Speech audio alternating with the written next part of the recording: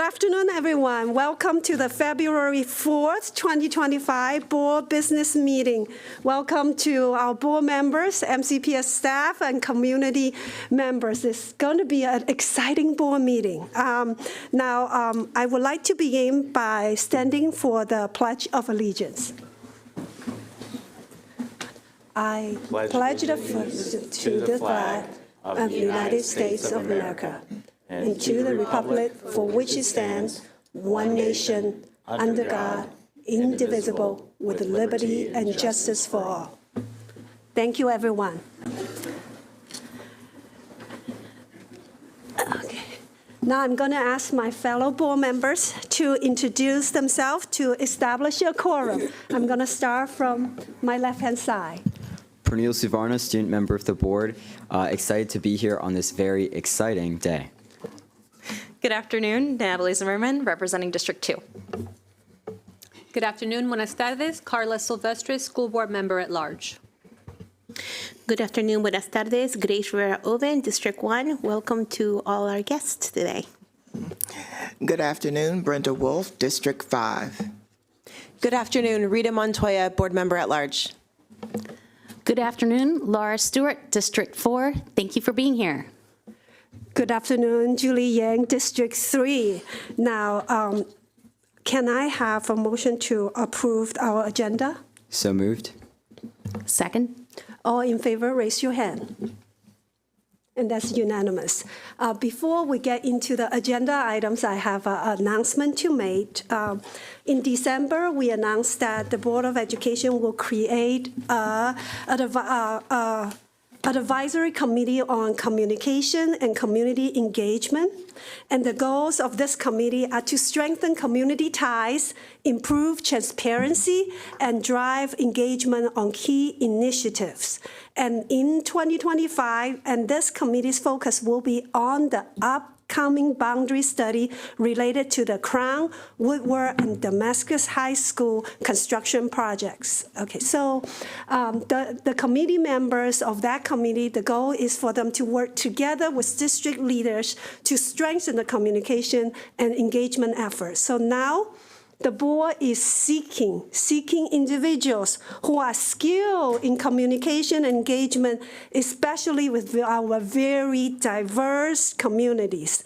So if you are community leaders passionate about building strong, collaborative partnership, and you will be a great asset to this community's work. So this is going to go out there. We have send it to media. We have our board social media and newsletter will publicize this, and we encourage anyone that has expertise and passion on this work to join us in this work. All right, so the application is on the board website. The deadline is Friday, February 28th. If you have any questions about this, please call or email our board office. So thank you, everyone. Thank you, everyone. So now, Dr. Taylor. This is going to be a milestone business meeting for you with some exciting appointments. Thank you, Madam President. I have several important appointments for the board's consideration today. So bear with me as I read some exciting narratives about some of these fantastic people that I present to the board for consideration. Today we'll be recommending a slate of candidates to serve in the superintendent's cabinet and in chief officer positions. Joining the candidates in the audience today are the sitting members of our cabinet team, and thank you for being there to cheer them on today. First for consideration is Dr. Margaret S. Cage for the position of Chief Student Support Officer. Joining her are her husband, Byron Cage, and a personal friend, Margaretha Gillespie. Dr. Cage is an experienced educator with more than 25 years in public education. Throughout her career, she has served as a teacher, instructional coach, turnaround specialist, school principal, school district director, and state public education executive. She is passionate about fostering equitable, inclusive learning environments that has always been dedicated to advocating for diverse learners. Dr. Dr. Cage has worked with policymakers and education stakeholders to improve student outcomes, focusing on ensuring all students have the opportunity to thrive. Dr. Cage is excited about the opportunity to join MCPS, where she can contribute to the district's mission of ensuring that every student has the academic, creative, problem-solving, and social-emotional skills necessary to succeed in college and career. With a deep commitment to student well-being, family engagement, and supporting students and families with disabilities. She looks forward to working with MCPS to continue to enhance the educational experience for all of our learners, ensuring that they have the resources necessary to succeed. She would like to give a shout out to her family and friends who are watching online today. Her sister, Debbie Smith, her niece, Chantel Gathan, her sons, Dexter Hartman and Byron Cage Jr., her daughter, Riona Cage, and colleagues and friends from across the United States. Dr. Cage is currently the Deputy Secretary for Special Education in New Mexico, and she is excited to join our team. May I have a motion? I'm excited to move this forward. Second. All in favor? Raise your hand. And that's unanimous. Congratulations.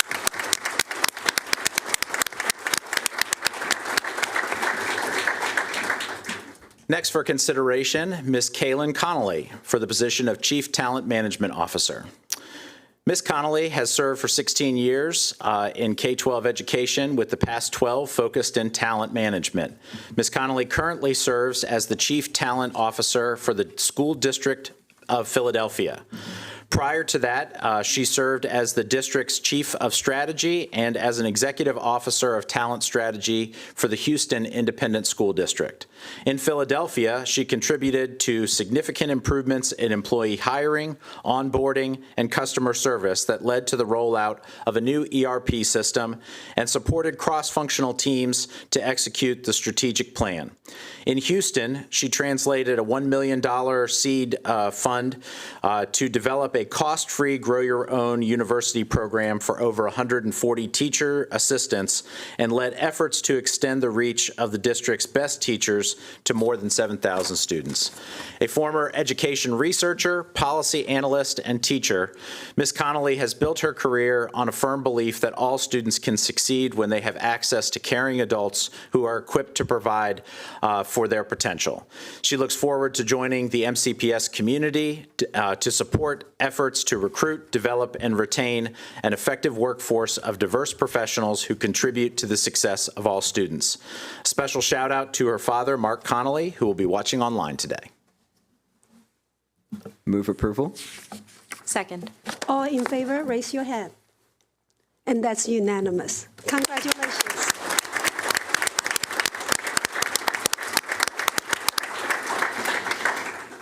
No stranger to this room. Next up is Miss Kimberly R. Fields for the position of Chief Technology Officer.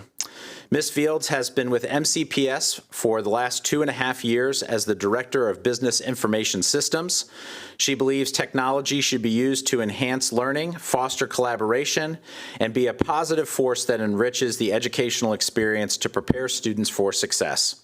By leveraging technology, we can create a more inclusive and engaging learning environment, allowing for greater flexibility in how and where learning takes place. Ms. Fields continues to be energized and ecstatic to serve the district while leading the Division of Technology Services. She wishes to express her heartfelt and special thanks to her parents, her family, and her friends from around the country who are watching today online. Move for approval. Second. All in favor, raise your hand. That's unanimous.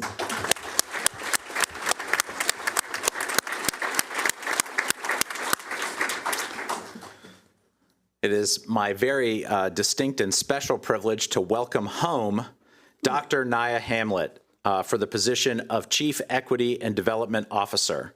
Joining Dr. Hamlet today are her aunt, Kim Hubert Hunter, her uncle, Tim Hunter, her cousin, CJ Hunter, and great-uncle and great-aunt, Larry and June Plummer. Dr. Hamlet is a dedicated educational leader with more than 20 years of experience, including 16 years in district leadership and the past 4 as superintendent of Chapel Hill Carrboro Schools in Chapel Hill, North Carolina. She has championed equity and organizational development by building systems and structures that remove barriers, cultivate a culture of care, and ensure all students have access to high-quality, affirming education. Dr. Hamlet looks forward to returning home to MCPS to advance equity efforts that create meaningful, lasting impact and strengthen organizational systems for student success. She would like to give a special shout out to her family who are watching online today, her mother, Joanne Carroll, her husband, Breon Hamlet, and their 3 children, Destin, Marley, and Grayson, along with the Plummer, Carroll, and Hamlet extended families, some of which who are here today. I would also like to make a special note that Dr. Hamlet and I also have a very special connection in addition to our career paths crossing a number of times in Virginia and in other places, that we share a high school principal from MCPS. My high school principal, Mr. Wayne Wiggum, when he left my care as a student, I tried to take good care of him, but he went elsewhere. He went to Seneca Valley High School, where he had the privilege of serving as Dr. Hamlet's principal. I welcome Dr. Hamlet. Oh, you have to take a vote. Have to take a vote first. We do need to make this official. Yeah, I'm just going to move that for approval. I second. All in favor, raise your hand. That's unanimous. Congratulations. Another familiar face on our team, Miss Nikki T. Hazel, for the position of Chief Academic Officer. Joining her today is her fiance, Ron Porter. Ms. Hazel has been employed with MCPS for nearly 30 years, beginning her career as an elementary school teacher. Throughout her tenure, she has held a variety of leadership roles, including principal, curriculum supervisor, and curriculum director. Currently, she serves as the associate superintendent for curriculum and instructional programs. As she transitions into her new role as chief academic officer, Ms. Hazel is excited to continue supporting the growth and successes of all students by ensuring that academic programs are effective, equitable, and meet the needs of all students.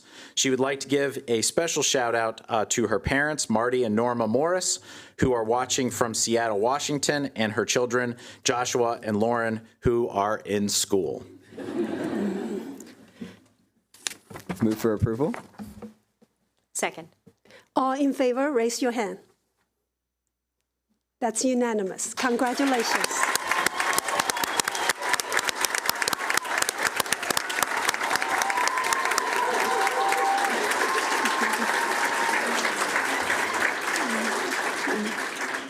I didn't mention that she was the winner of the cheering section competition, but thank you. And you can see her team decked out in purple, well represented today. Another familiar face to MCPS, Mr. Adnan Mamoon, for the position of Chief Operations Officer. Mr. Mamoon has been employed with MCPS since September of 2024, serving as the Deputy Chief of Facilities Management. He is honored to step into this new role and is committed to supporting the Division of District Operations in its mission to enhance student success across MCPS. He would like to give a special shout out to his wife, Sabrina, who is watching online. He also extends a shout out to his daughter, Serena, who unfortunately can't tune in due to cell phone restrictions at her middle school. But is with him in his thoughts today. Move for approval. Second. All in favor, raise your hand. That's unanimous. Congratulations.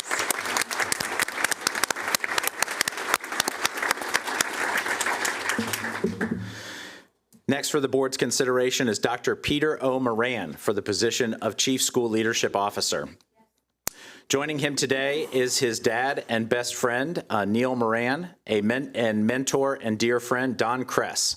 Dr. Moran has been employed with MCPS for 21 years as a teacher, assistant principal, principal intern, principal, director of learning, achievement and administration, associate superintendent in the Office of School Support and Improvement, and most recently as the chief of School Support and Improvement.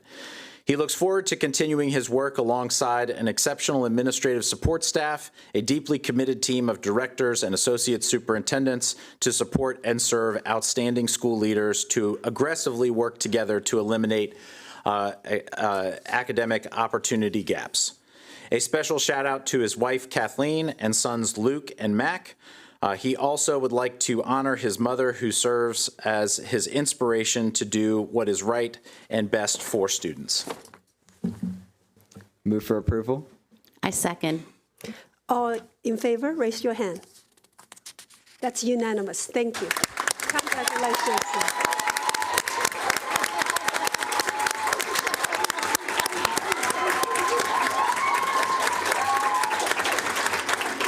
There is definitely a contest going on. Yeah, there's definitely a contest, but I'm gonna give the gold to Nikki and the silver to Peter. But nice try. Yeah. Our last recommended appointment for today is no stranger to MCPS, and it's a delight to welcome her back to MCPS. It's my pleasure to present Ms. Robin N. Seabrook for the position of General Counsel. She is joined by her partner and #1 cheerleader, Sean. Ms. Seabrook has more than 20 years of experience in education, where she has a passion that began with the opportunity to serve as a classroom teacher in Philadelphia. Gosh, we are just robbing Philadelphia of talent.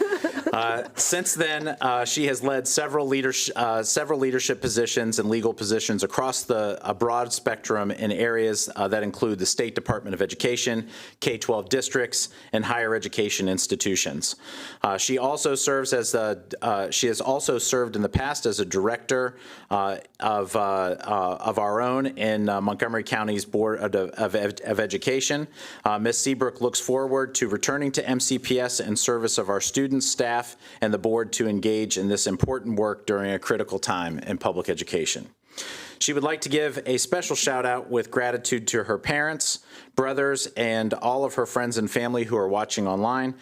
She is sending love to her son, Jaden, who she hopes is not watching right now because he should be sitting in a classroom. So thank you so much. This is Ms. Seabrook.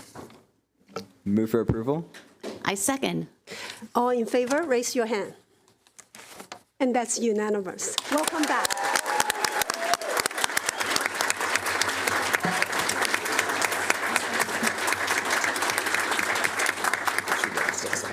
Yes, Ms. Wolf? I just want to say congratulations to the cabinet, to the new members, and to the returning members, and to the members who stepped up, even though they knew what they were getting into.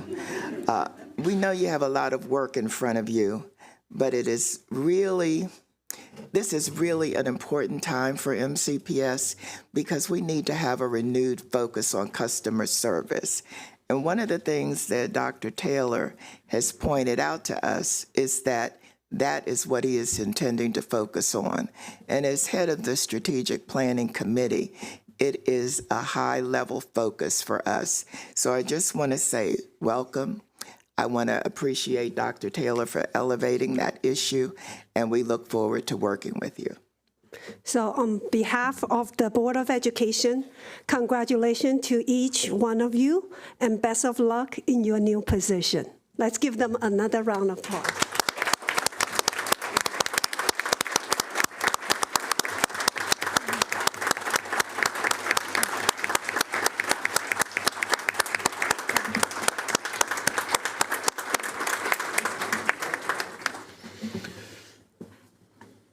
As we are doing some transition, we are going to move to our next item, which is recognition. We have 3 recognitions. Go ahead, Dr. Taylor. Thank you, Madam President. We have three very important recognitions, and the first one is top of mind because we have a ton of exciting calendar events in MCPS tied to the celebration of African American History Month. It is my pleasure to present a resolution for the board's consideration recognizing African American History Month and its importance to not just the state of Maryland, to the United States, but also to Montgomery County.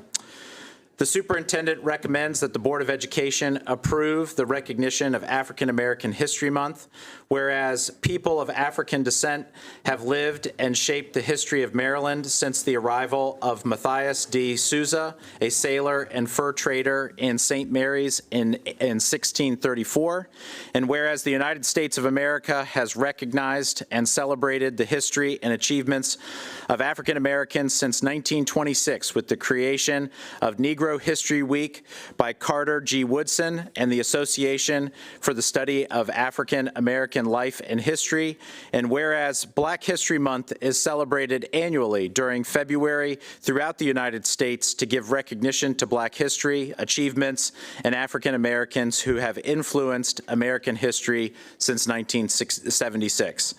And whereas African Americans have fought to experience full freedom and equality in the United States, Maryland, and Montgomery County since slavery was legal until today through protest, self-determination, advocacy, and the use of the American legal system.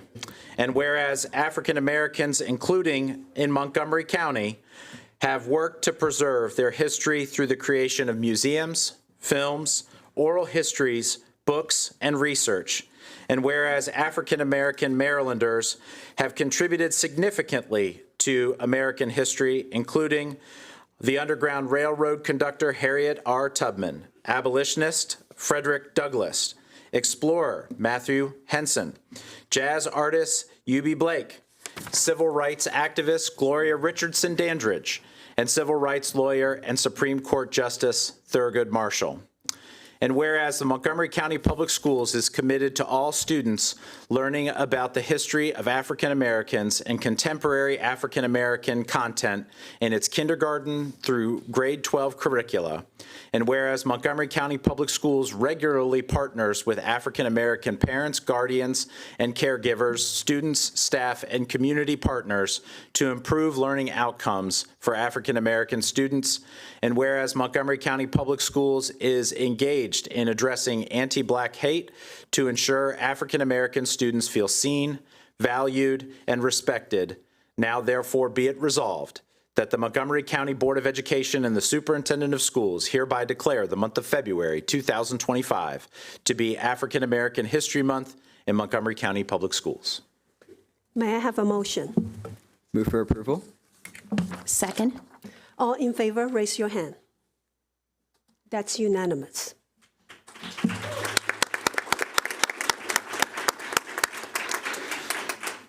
Thank you, Madam President. It is my pleasure to bring forward a resolution recognizing our nationally board certified professionals.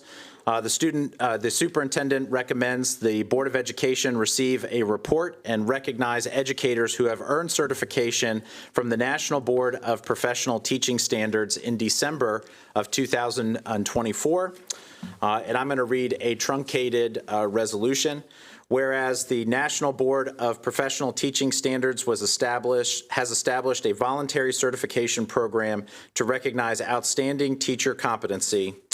And whereas the Maryland State Department of Education and Montgomery County Public Schools have participated in financial aid programs to encourage educators to engage in the rigorous process of becoming a nationally board certified teacher.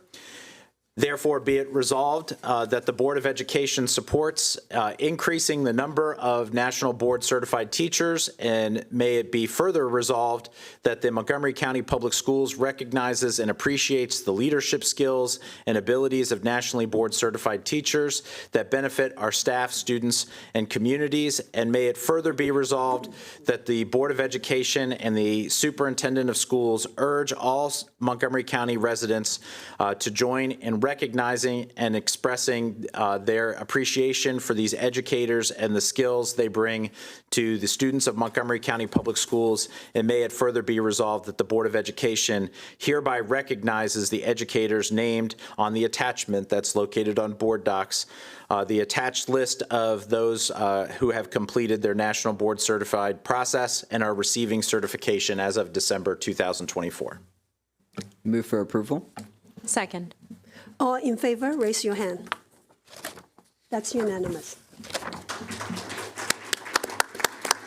Congratulations to our MBCTs. Yeah. Our last recognition and last resolution for the board's consideration today is to recognize Career and Technical Education Month, and I'll read a truncated resolution for the board's consideration.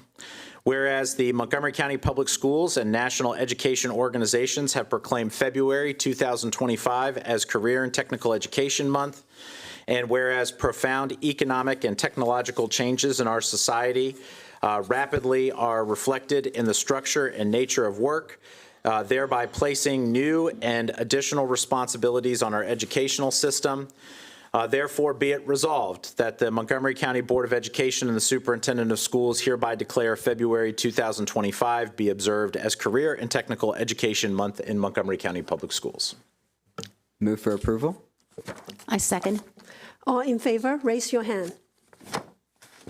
That's unanimous.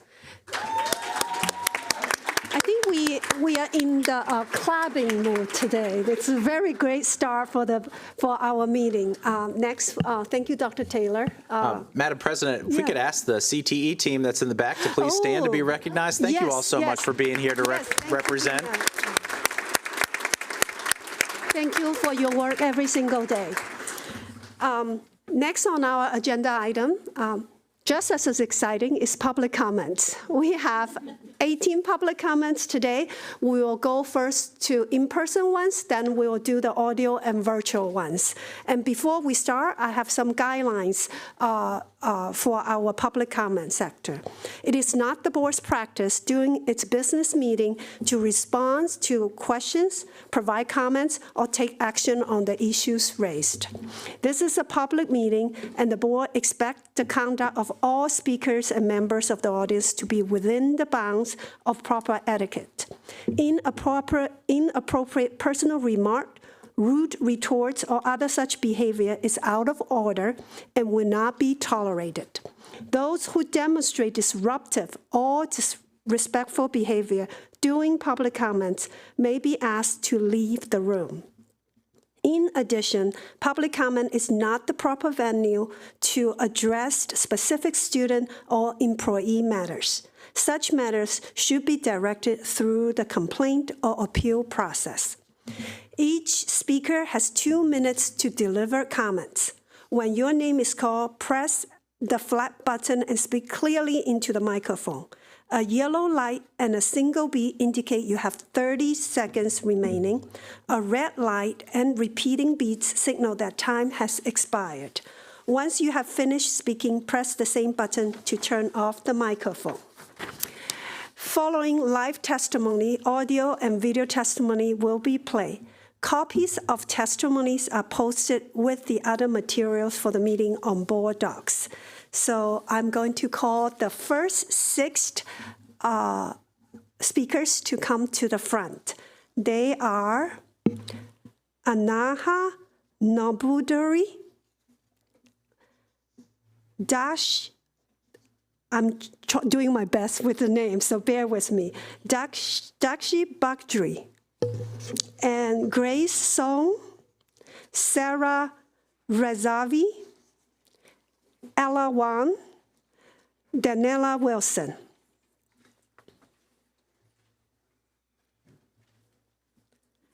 Anaha, you can proceed.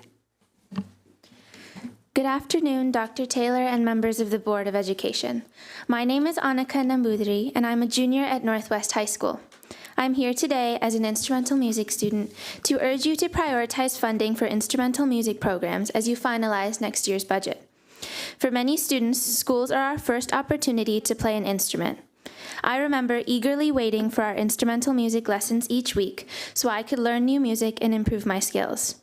Since I started playing the violin in 4th grade, my amazing music teachers and conductors in my elementary, middle, and high schools have gone above and beyond to support my passion for music, providing us every opportunity to reach our full potential. However, many of our music teachers lack the resources to fully support us. Many students rely on school instruments, but they are often worn down and need repairs. While our instrumental music teachers do their best to provide for these instruments and students, they struggle to gather the necessary funds to support every young musician.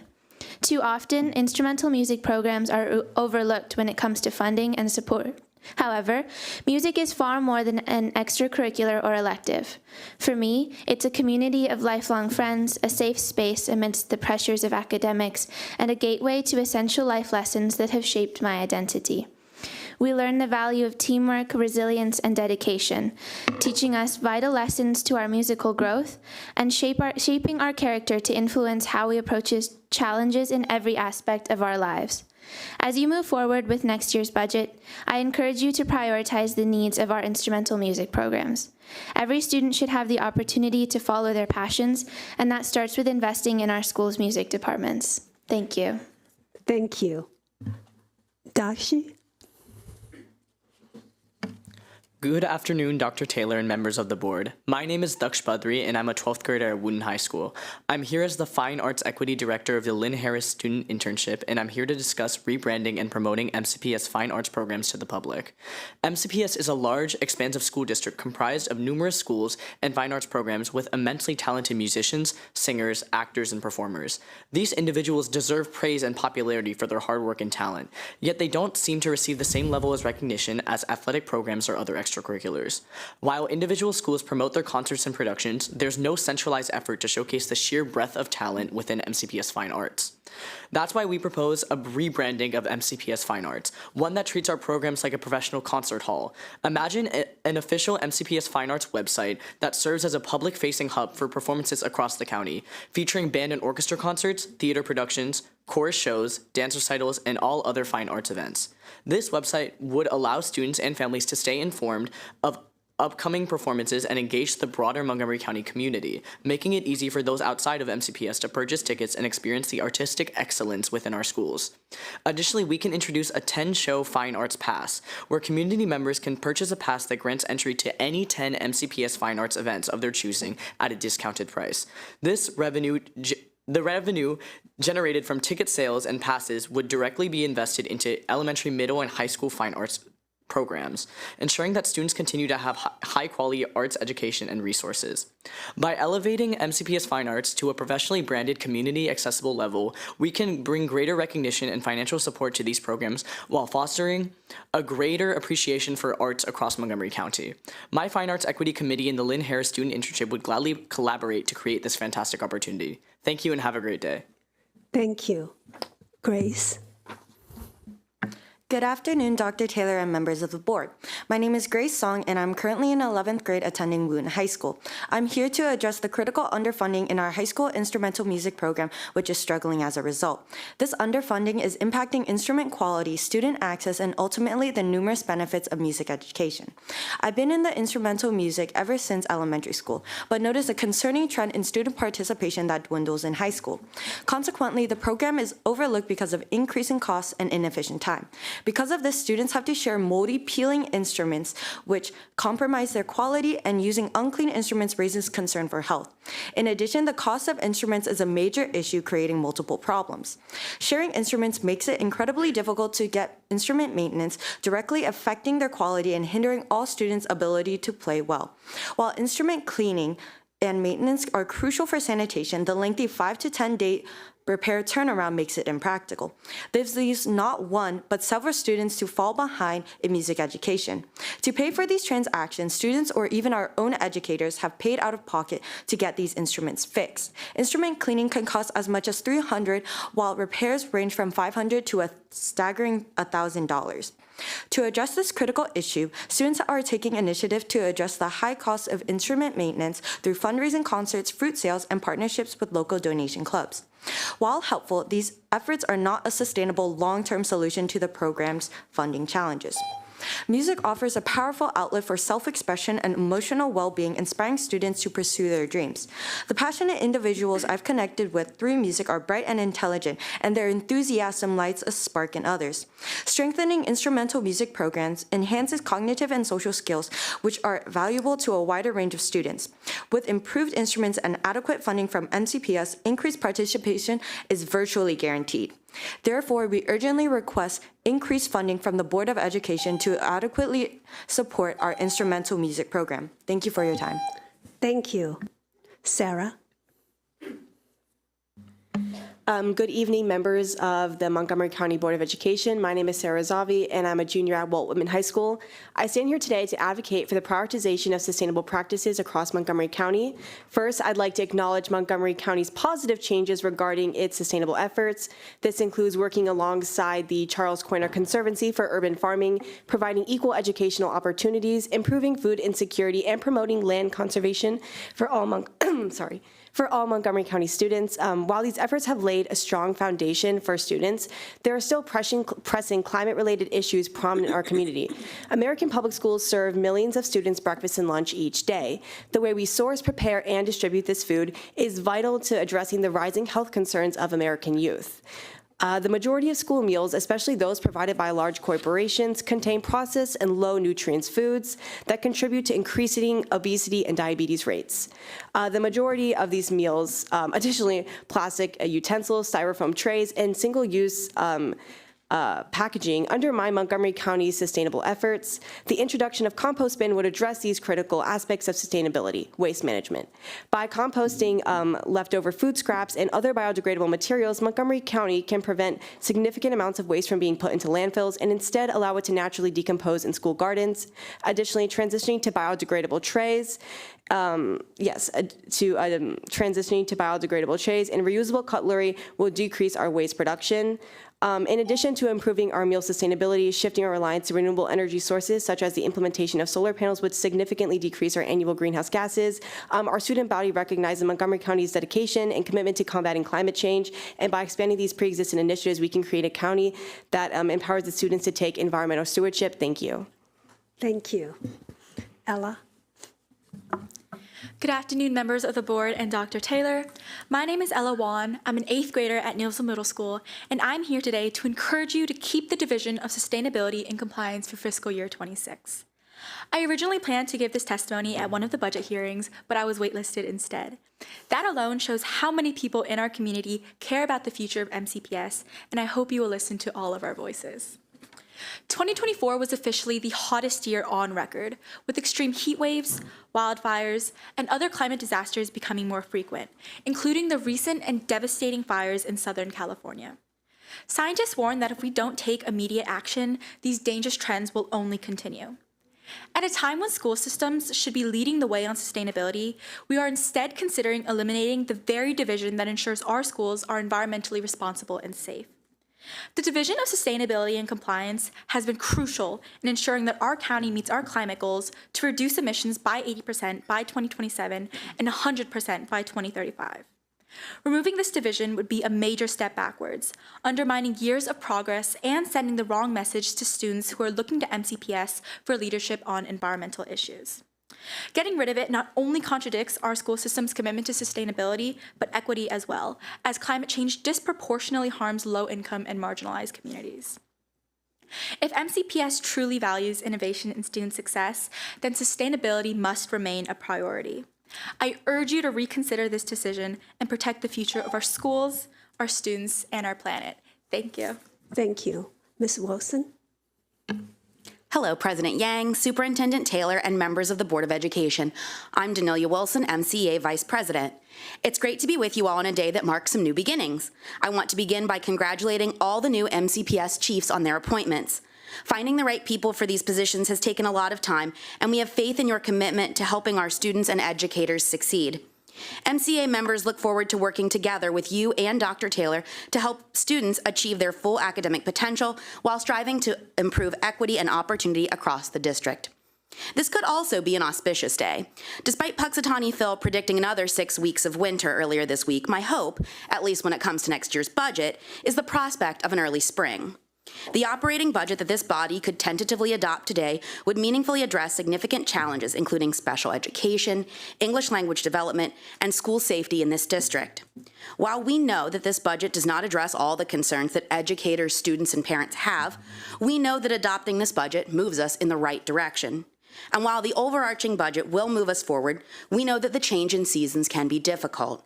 It is important that MCEA members affected by the reorganization in central office are dealt with fairly and in accordance with our collective bargaining agreement. This requires the timely issuing of job descriptions for any newly created positions. If the board tentatively adopts this operating budget, you will be sending a message to our funding partners, the county executive and the county council, that this is a budget that needs to be taken seriously. But we know that voting for it is only the first step in ensuring the budget is adopted later this year. I'm asking you all today to not only vote to adopt this budget, but to become ardent champions for funding this budget alongside MCEA members who understand that this budget will help secure us funding for improvements that have long been needed. Let's prove Puxatawny Phil wrong. A longer budget winter is not inevitable if we come together to champion this operating budget for our students. Thank you. Thank you. I'm going to call the next set of 6 speakers to come forward. Mark Simonson, Kelly Eiskant, Lindsay Warburg, Stephanie Shorthor, Leticia Shorthor, and Sonia Carolina Bonina.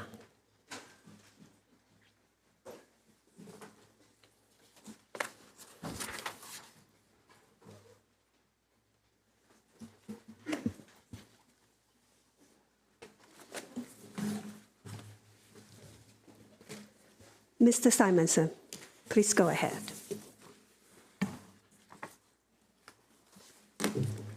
Turn it on. Hello, Superintendent Taylor and members of the board.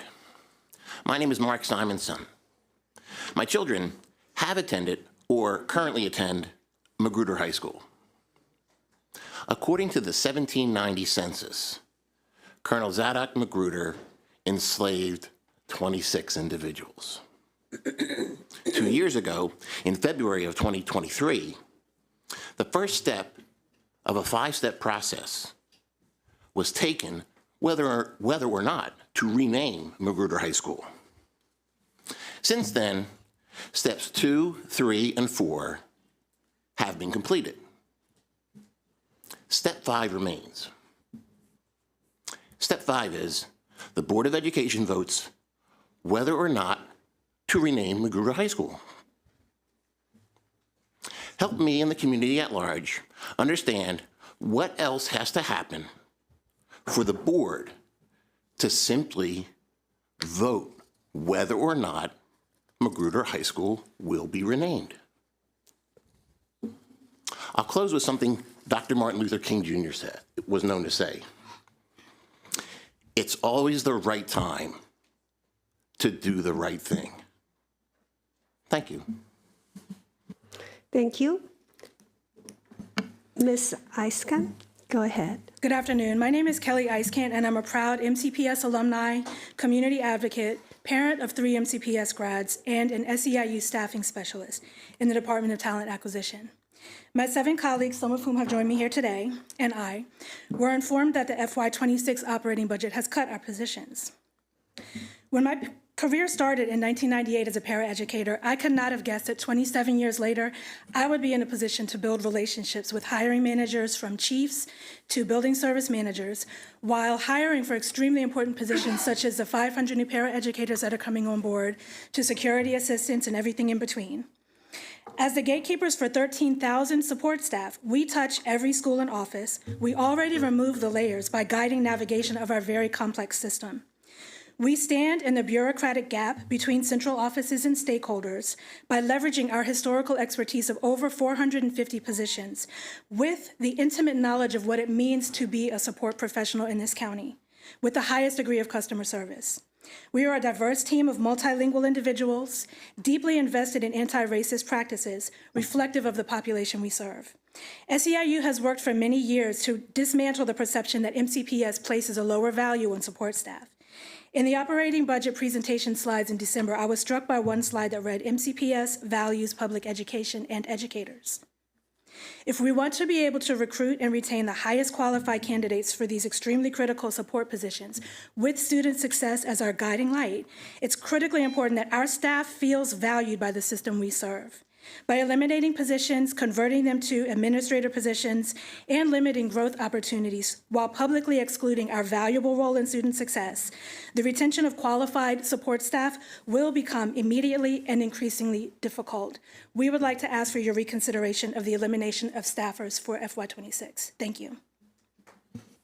Ms. Warburg? Good afternoon.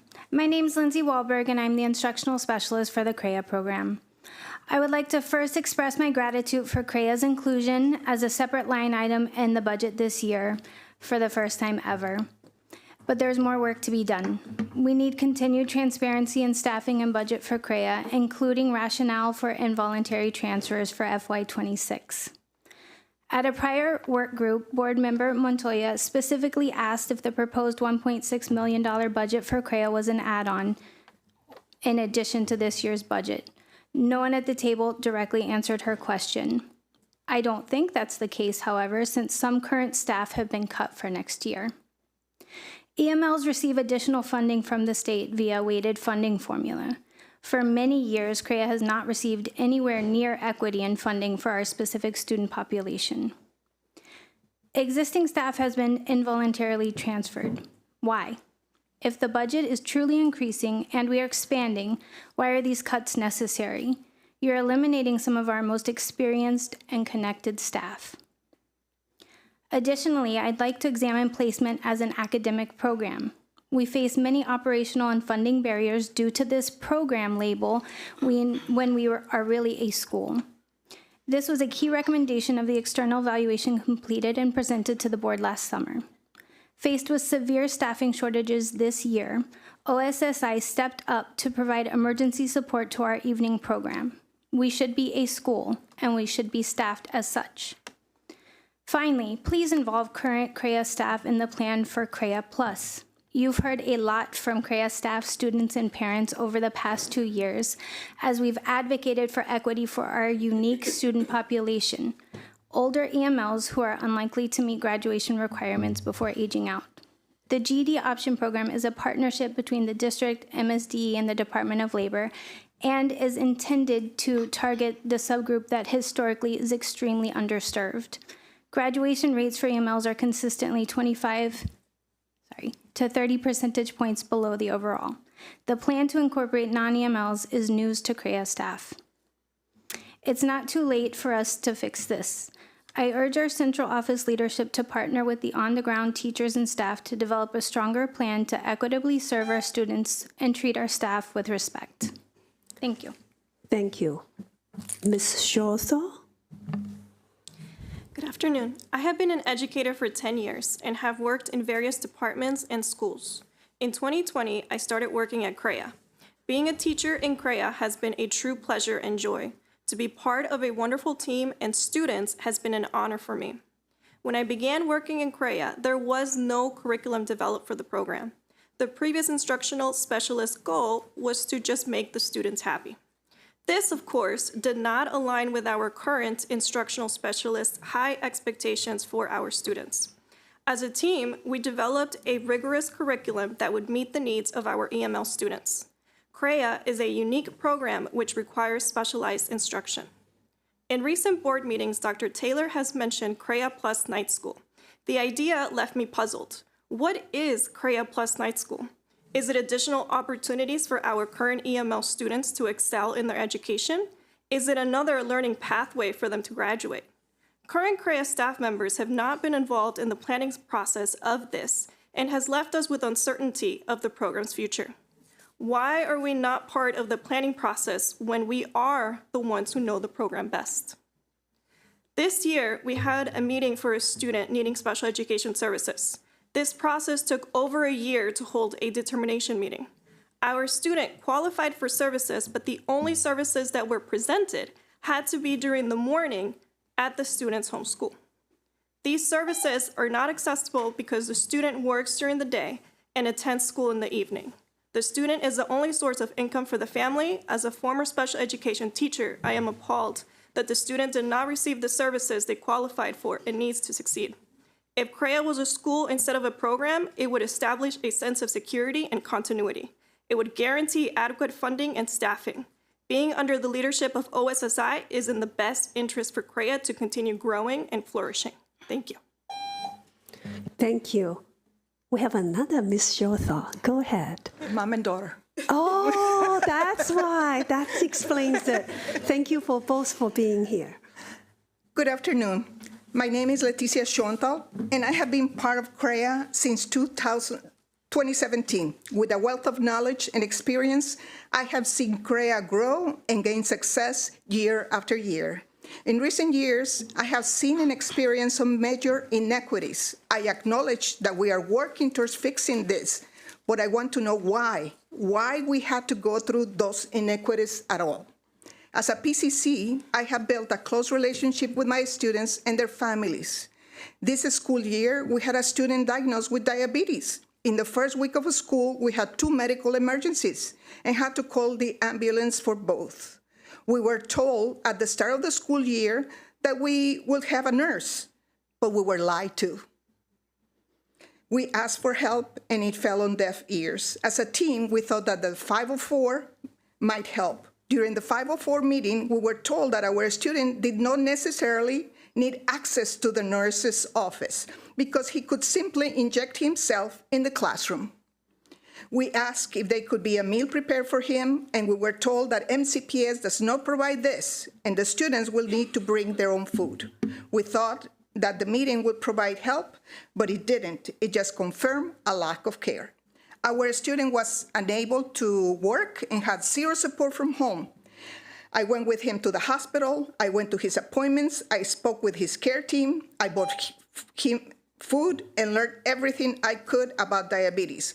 We asked for help again, and we were told to send him back to his home school. How is this right? Why is it time after time we are met with roadblocks? Why do we have to fight so much when we have shown how successful the program is and how dedicated our students are? We want to be a part of the decision-making process that will impact our students' life. OSSI has proven to be a partner in this fight, not our current leadership. Thank you. Thank you. Ms. Bonina? Bonina? Am I saying it right? No.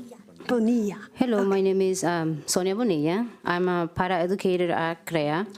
CREA is a wonderful program. The program's main focus is to support students who will not meet graduation requirements and are emergent multilingual learners.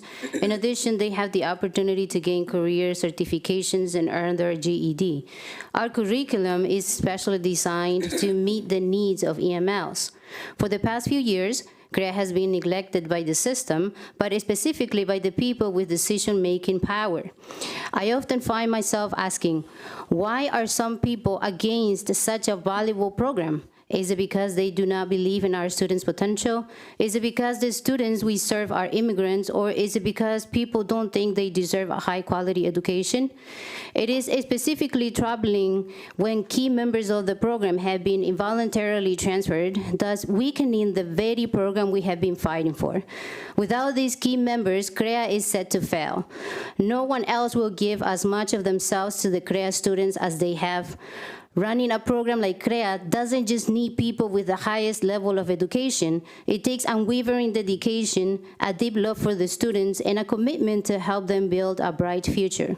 CREA students work 8, 10, sometimes even 12 hours a day and still go to school at night. That is how much they value education. Attending school at night is their only option because they have to work in order to survive. Let's not add more barriers to their journey. Instead, let's support them and give them what is by law their rights as students. Let's not be the rocks and potholes in their path. Let's be the ones who help them build a bridge to success, because after all, they are the future. And let's not forget that by investing in their education, we are investing not just in their future, but in ours too. Thank you. Thank you so much. At this time, I'm going to call the last in-person speaker, Andrea Madonna, to come to the front.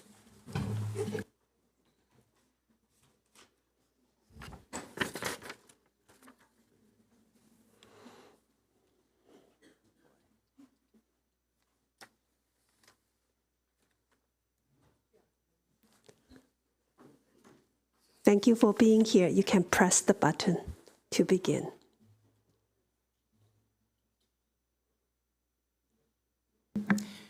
Good afternoon. My heart is heavy for my children and many others left in the wake of the Virtual Academy's closure. I appreciate the efforts behind the blended learning program, but for my children, it simply does not meet their needs.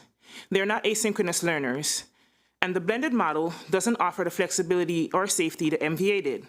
The Virtual Academy was a lifeline, a bridge to a world where my children could thrive despite their challenges. My daughter wakes up every day as a triple minority, disabled, Black, female child. From the moment she opens her eyes, she faces barriers most can't imagine. And when she looks at your curriculum, she doesn't see herself reflected in your lessons, your stories, or your world. The absence of disabled people in MCPS's curriculum is profound. It's a harsh reminder that the system doesn't see or value her. The MVA was one of the few places where she didn't feel this way. It provided a space where she belonged. It was equity in action.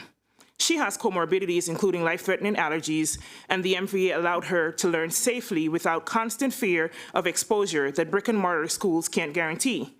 Beyond academics, the MVA offered opportunity, debate teams, accelerated math, and creative writing. My sons learned to read with Mrs. Evans, worked on articulation with Mrs. Marshall, grew lima beans with Mrs. Monty, and showcased their artwork at Montgomery Mall thanks to Mrs. Bram Suggs, all while receiving necessary medical treatments, chest vest therapy, breathing treatments, continuous feed without missing a beat. But now, that safety and opportunity are gone. Too many children are slipping through the cracks, including mine. I plead with you to fully fund a synchronous virtual program, a program that extends your classrooms into our homes and truly lives out equity, especially for our most vulnerable students. You pledged to fight for DEI, and virtual learning is equity. Don't forget us. See us. Thank you. Thank you. Can the MCPS TV play the 1 audio and 4 video testimony, please? Hi everybody, my name is Audrey and I am 7 years old. I want to be the first Salvadoran woman astronaut ever. Can you help me with that? Please support the blended learning program and have it open to all students like me. I love my mom so much, but sometimes I would like to meet new teachers too. As I get older, I need more education. It would be great if all kids had that because some of us cannot go to in-person school because of our own health. I want to protect my great-grandma, and learning virtually lets me keep her and all my family safe and healthy.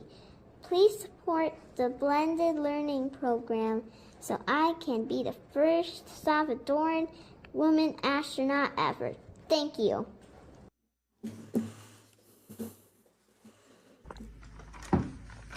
Hi everyone, my name is Amelia and I'm a first grade in the blended learning program and I love broccoli. We call this a broccoli budget because it's for things kids need, not just extra stuff. And a virtual school is something kids need. My teachers in the BLP are very kind, but it's not a real school. I only get a few classes and I don't have a real school community like I learned about in social studies. May I please have a real school that won't go away where I can have all my classes, make friends, and be in a yearbook so people know I'm here too.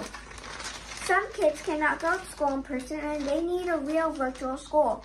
It's the only way they can learn. If all we have is BLP, then it's like giving most kids a full lunch that can't be taken away, but giving the rest of the kids a small snack that can be taken away at any time. Is that fair? If this budget is for things kids need, then a real virtual school is something kids need. Please pass the broccoli. Thank you. Good afternoon. Budgets are moral documents. They tell us not just what we can afford, but who and what we value. I've sat through every board meeting since June hearing demands that we spend our money on programs that work, and that is exactly why I'm here, because we had a program that worked, but it's not yet in this budget. When you gave us a full-time virtual school, it primarily served Black and Hispanic students, enrolled twice the MCPS average of students with disabilities, and was predominantly FARMS recipients. These weren't families looking for convenience. These were students already on the wrong side of the opportunity gap. And yet we made a choice to get rid of their school. We talk about equity, but who are we actually choosing to serve? Because right now we're choosing not to serve students with disabilities who can't physically or mentally function in an in-person environment. Black and Hispanic students who are finally in an academic environment where they could thrive. Military families, low-income families who are already struggling with stability. Some of these students, in-person school is impossible due to medical or mental health challenges, sensory overload, being bullied or assaulted. Some simply cannot learn in a traditional setting. Does their reading performance matter too? Life is about to get even harder for these families. Budgets will tighten, equity measures will be rolled back, and the kids that we are failing right now will fall further behind. The fiscal cost of a virtual school is not the issue. We're already spending millions on inefficient programs that serve fewer students at higher costs. A permanent virtual school is not about extra spending, it's about using the funding that we already have in a way that actually works. But the real cost, the human cost, can't be measured in dollars. What does it say about our values when we fill some gaps but leave these wide open? What does it say about our priorities when we walk away from a proven solution? What does it say about our morals when we knowingly push the most vulnerable students further into the margins? The kids who thrived in MVA aren't gone. They're still here, still struggling, still waiting for you to see them. I want to thank Dr. Taylor, Ms. Zimmerman, Ms. Stewart for leaning into the issue and ask President Yang to be intentional about the board's fundamental mandate to provide schools that can educate every child in our county. We hope and pray that you'll take action for us. Thank you. Good afternoon. My name is Sterling High, and I'm testifying on behalf of the Maryland Coalition for Virtual School Access, a statewide organization of families and educators fighting to ensure access to local or regional public virtual schools across Maryland. Over the past year, we have worked with families across the state who, like Montgomery County families, were displaced when their virtual schools were eliminated. And what we have found is undeniable. The demand for comprehensive virtual schools is broad and enduring. The board has even acknowledged the need for access to a virtual school by listing it as one of your legislative priorities. Yet, instead of taking action to achieve that goal, the board is trying to shift responsibility to the state to educate these students, instead of educating them like any other Montgomery County student. But these children are a part of this school system and deserve the same commitment to their education as any other student. And let's be clear about funding. Virtual schools are not taking resources away from other students. They are using allocated resources to educate those students where they are receiving their education, just like any other school. And while MCPS previously chose to fund the MVA mostly through central funding, it could instead choose to fund a virtual school directly with per-pupil allocations. The point is, this is not about resource scarcity, it's about priorities. The state has already provided the framework, and the funding comes with the student. COMAR explicitly states that virtual schools are public schools, and Maryland law makes clear that each county board is responsible for providing schools that serve every child, not just those whose health and circumstances allow them to safely attend in person. The tools are in your hand. Now it's the time to use them. MCPS has a choice: continue losing students and turning its back on families who need this type of access, or to reinstate a virtual school and ensure that every student in Montgomery County has access to the education that they need. The right answer is clear. Now we need you to make the right decision. Thank you. Hello. I greatly appreciate the opportunity to speak regarding the MCPS budget. My name is Tina Pfeffer, and my husband and I are the proud parents of a first grader at MCPS. My son is autistic and has received services in Montgomery County since he was 3 years old. And in that time, we have been very impressed with all the speech and occupational therapists, teachers, parents, and staff who have helped our son along the way. And I'd also like to recognize the superintendent and the board for your hard work and dedication. Your job is not an easy one. I care deeply about ensuring all the children who attend MCPS receive a high-quality education according to their needs, as I'm sure you do. And I deliver these words based on conversations I've had with other parents of autistic children across the county. I'd like to start by reflecting on the last budget cycle when the Darnestown Elementary Learning Center was cut entirely. Many of the students who attended this program and their families were adversely and deeply impacted by this cut. And the manner in which this high-impact decision was made late in the budget review cycle with very little notice to affected parties constituted a major failure of the MCPS budget review process. I encourage all those involved in the budget review process this year to take steps to mitigate public concern and put the school system on a path towards adequately serving the needs of autistic students. These steps include adjusting the budget to ensure the continuation and enhancement of autistic-specific programs, including the CAP program, Autism Connections, and the Secondary Autism Resource Services programs. Other crucial steps including additional training for general education teachers and additional hiring of special education teachers and paras as included in Superintendent Taylor's budget, which I strongly support. Thank you. That concludes the public comment for today. I want to open to my colleagues for any comments or questions. I'm going to start from my right-hand side. Ms. Stewart. Yes, I wanted to see if we could clarify where the Division of Sustainability and Compliance will be covered for the concerns of the students that talked about that. We can actually ask Mr. Mamoon to come on up. I think our students will be delighted to learn that instead of sustainability being a standalone separate item, that it would be integrated into how we do everyday business, which is critically important next step for us to elevate that work. So I'll let Mr. Mamoon elaborate.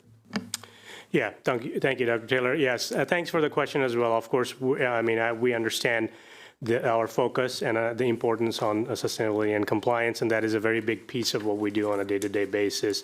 So that entire team remains intact. It is just under a different reporting structure under the Department of Maintenance, which because there's a lot of overlapping work that both the teams do together, and that team fits well under that division, so that as we collaborate and look at building issues and compliance issues as well as sustainability, that's where we think the team fits better.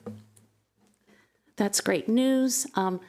If we could maybe follow up with the students later as we get that team shifted and continue that connection, because I know it is a really important issue for the next generation. So I appreciate your answer. Absolutely. Ms. Montoya. Thank you. And I know we're going to get into this item a bit more later, further down the agenda, but in case Mr. Simonson can't stay for the entire time, we basically don't want to pay for it twice, right? If we rename now and then have to reprint signs and all of these things later, we're basically doing it twice and it's costing the taxpayers twice. So again, I know there's going to be more discussion in those things, but I know you were talking about the Magruder renaming in terms of the budget, right? Of it coming out of the budget and following the steps. Thank you. So this is not a time to engage about specific item discussion at the moment. I think Mr. Simonson have a way either stay for the meeting or watch it online for the conversation. Thank you. Any other comments or questions? Mr. Savannah. Yes, thank you. Sorry, I skipped my mind. I'll let someone come back. That's okay. I'll come back to you. Mrs. Zimmerman. I was just going to thank everyone for coming and for their advocacy for all these different things that are brought to the table. It's really impactful and really great to hear from the community. And it's also really wonderful to have a community that's so passionate and engaged with education issues. So thank you very much. Ms. Sylvester. Yes, I just wanted to ask Dr. Taylor, the board has been getting a lot of emails, and we heard today about positions being eliminated. Could you just expand a bit more in terms of the restructuring and what it means, how that's being interpreted as eliminated? What does that mean? Yeah, absolutely. And this is a broccoli budget. It is a budget of sacrifice. It is not a budget of unlimited wants. It's a very large request that the board has to consider today. And it is just one step in the budget process that's far from concluded. We are making position changes, and in a number of different areas, we are consolidating layers and consolidating things. This will adversely impact some of our employees for sure. This is not exciting. It's not delightful. It's not fantastic. And it certainly needs to be said that our staff should and can advocate for themselves when decisions like this come about. That being said, this is an opportunity for us to streamline our work. for us to be selective about the work that we can do centrally moving forward. And we absolutely owe it to our employees, as was stated by our associations when they have testified before the board, that there's a process that preserves their rights within our structures, and that we honor timelines and that we honor those processes moving forward. We have created several involuntary transfers, but it's important to note that they are not reductions in force, that we are committed to our employees and finding great places for our team to stay intact, even though it may not be in the role that they're currently in right now. Thank you. Mr. Silvana? Yes, thank you. It came back to me. First of all, I just want to thank MCPS staff for clarifying that on the sustainability side. I think that's really important for the students to know. We are not, decommitting from our work to sustainability is very, very important to us. We just want to make sure it's in a place where it can make the most impact. And like we were mentioning earlier, that's under maintenance. And then also, if we could ask MCPS staff and board staff to follow up with the fine arts, some of the fine arts students. There was a recommendation out there about maybe a fine arts website, and just talking with the students. As someone who has been in a lot of fine arts programs, I know just how much funding some of those programs get, and understanding that this is a broccoli budget. What can we do to just make life easier for some of those fine arts students from a board perspective? Thank you. Mrs. Rivera-Owens? Yes, thank you. I also like to thank especially the students, some of them in 8th grade who comes and testifies so eloquently for their advocacy starting early, because we learn so much from our youth, because they're the ones who get affected directly with the decisions that we make. I want to thank also the folks from CREA and for their advocacy. I just asked the administration if we could listen to what they're saying about being involved in the program. These are folks who have dedicated years of their lives to a program that honestly has been neglected for many, many years. We heard that they did their own curriculum in order for these young people to be able to learn and feel that they were part of the system. So these are folks who truly care, who have spent their time away from their families and putting their efforts and love into students who are probably one of the highest, most vulnerable, and most needy that we have in our system, and who want to learn. And as a Board of Education, our job is to ensure that every young person gets that opportunity to be able to learn. So I want to thank the administration for putting the focus on CREA, for expanding, but this is not, we're not done. We're just resuscitating the program that was neglected for years. And it will be great for us to have a dialogue with the folks who are frontline, who are taking care of the young students that truly need it. Thank you. Thank you. Ms. Wolf?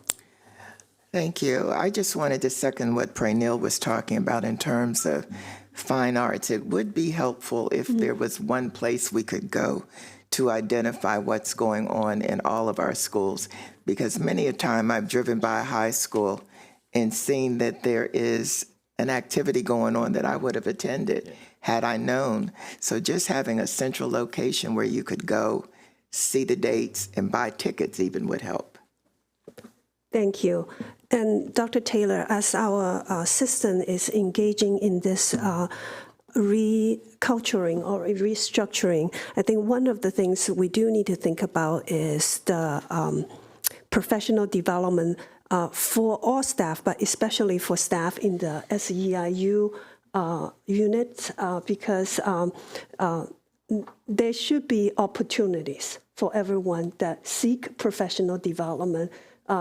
And we should encourage that and help them to be able to get to their best potentials. That's one area I think that needs strengthening. Thank you. That concludes the public comment section, and we are going to move on to the consent items. I'm going to turn to my board members to see if there are any consent items you would request to be pulled for clarifications. Yes, Ms. Silvestri. Yes, I would like to pull the consent item 6.8, supplemental appropriation for clean school bus grant. Okay, any other items? 6.10, monthly financial report. If we could just get an overview of what we need to know that is included in the report. So 6.8, 6.10, pool. May I have a motion to approve all the other items in bulk? So moved. Second. All in favor, raise your hand. So we have 1, 2, 3, 4, 5, 6. 7 board members. And to sustain? To oppose? Sorry, you asked me if I abstain? Yes. Yes, I abstain. Okay, thank you. Yes, can we move on to item 6.8, please?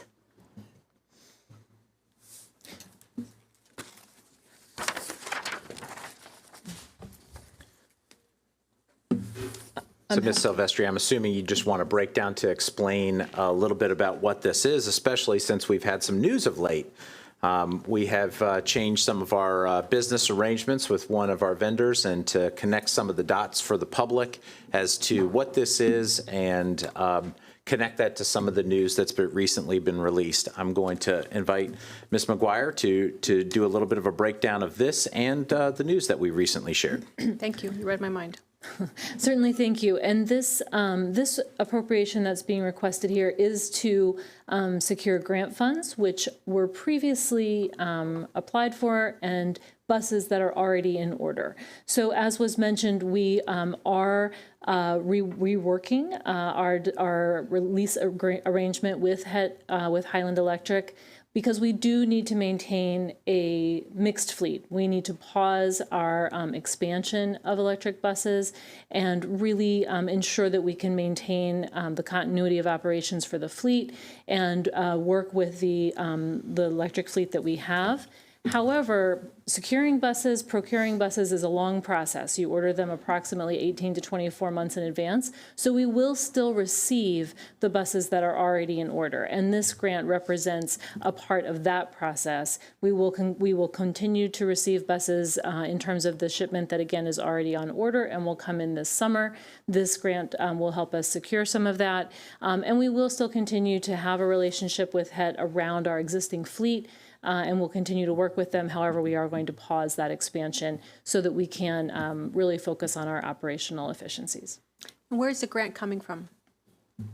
This grant is... I didn't see that in the... I apologize. And while she's looking that up, I just want to take this moment to say, even though we're changing our relationship with our electric bus vendor, this doesn't diminish our commitment to sustainable efforts in the community, in particular on how we transport our students to school.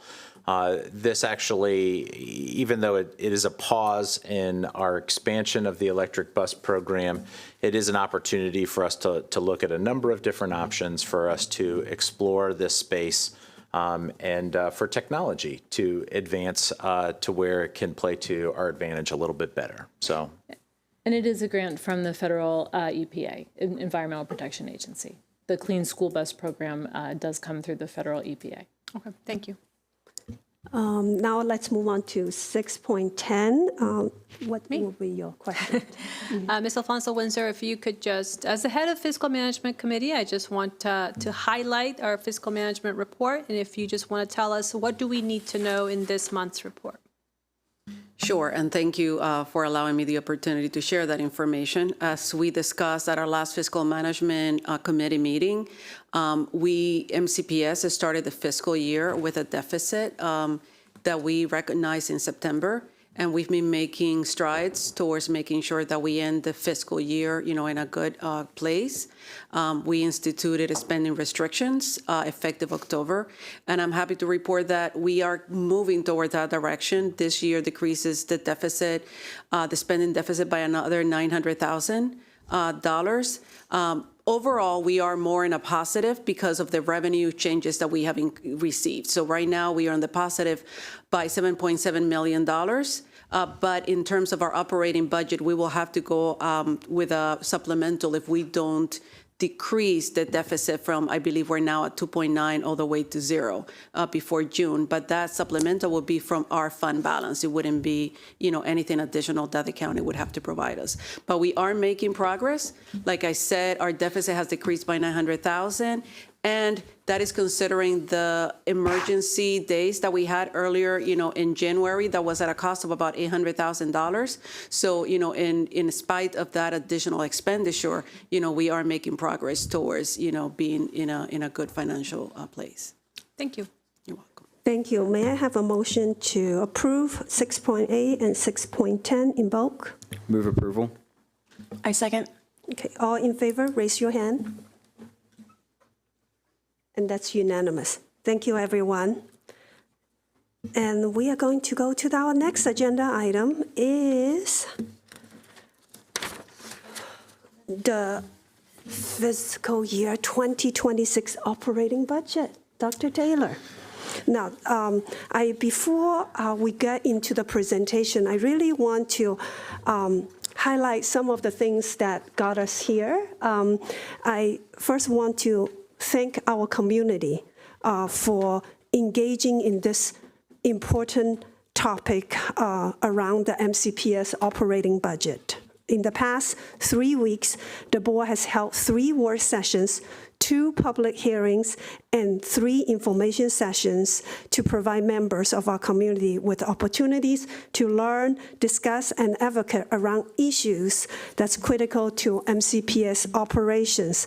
Hundreds of people, I saw a great number online, some great student turnout at Paint Branch, have participated in these events, and we have appreciated the community's interest. I want to thank the board staff for their work in coordinating and facilitating these efforts. Now, I would also like to thank Dr. Taylor and his team sitting right here in this room for your availability, diligence, and clarity in preparing this budget and elevating the public conversation around school systems needs.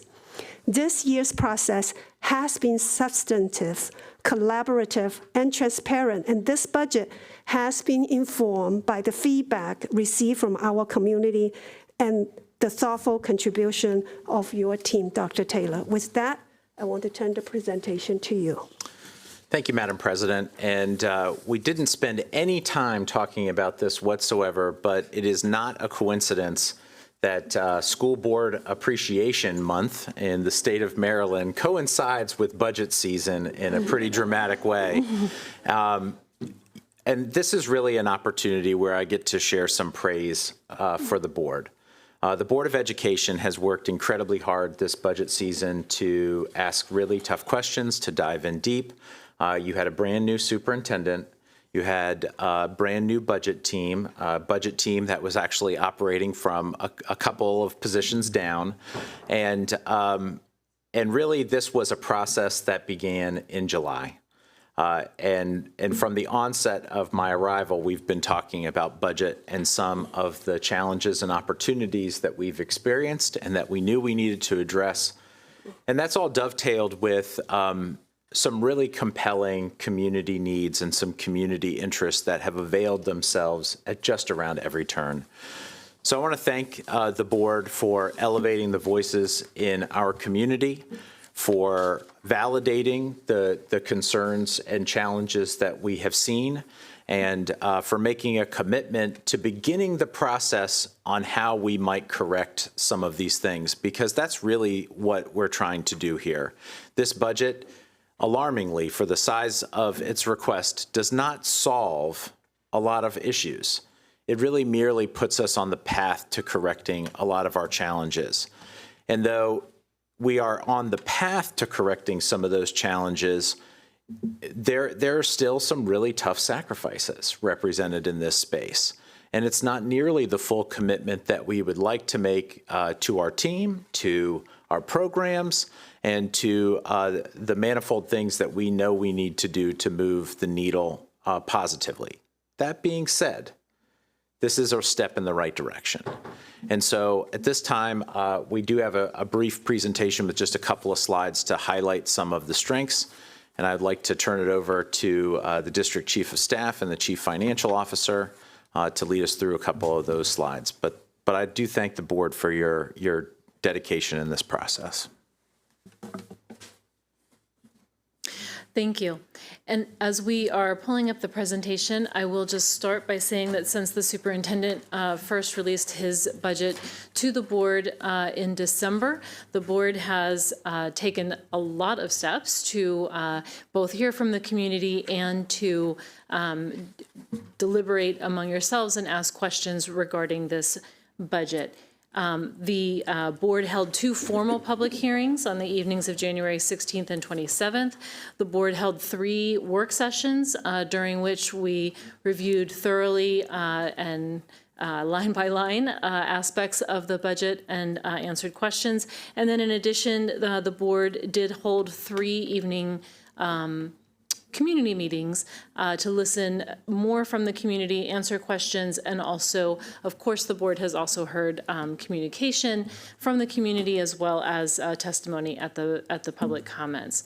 All of this input and deliberations has certainly brought us to where we are today to approve the budget, and Ms. Alfonso Windsor will go through the changes that we have made to the superintendent's budget in light of, again, this public comment and the board's deliberations.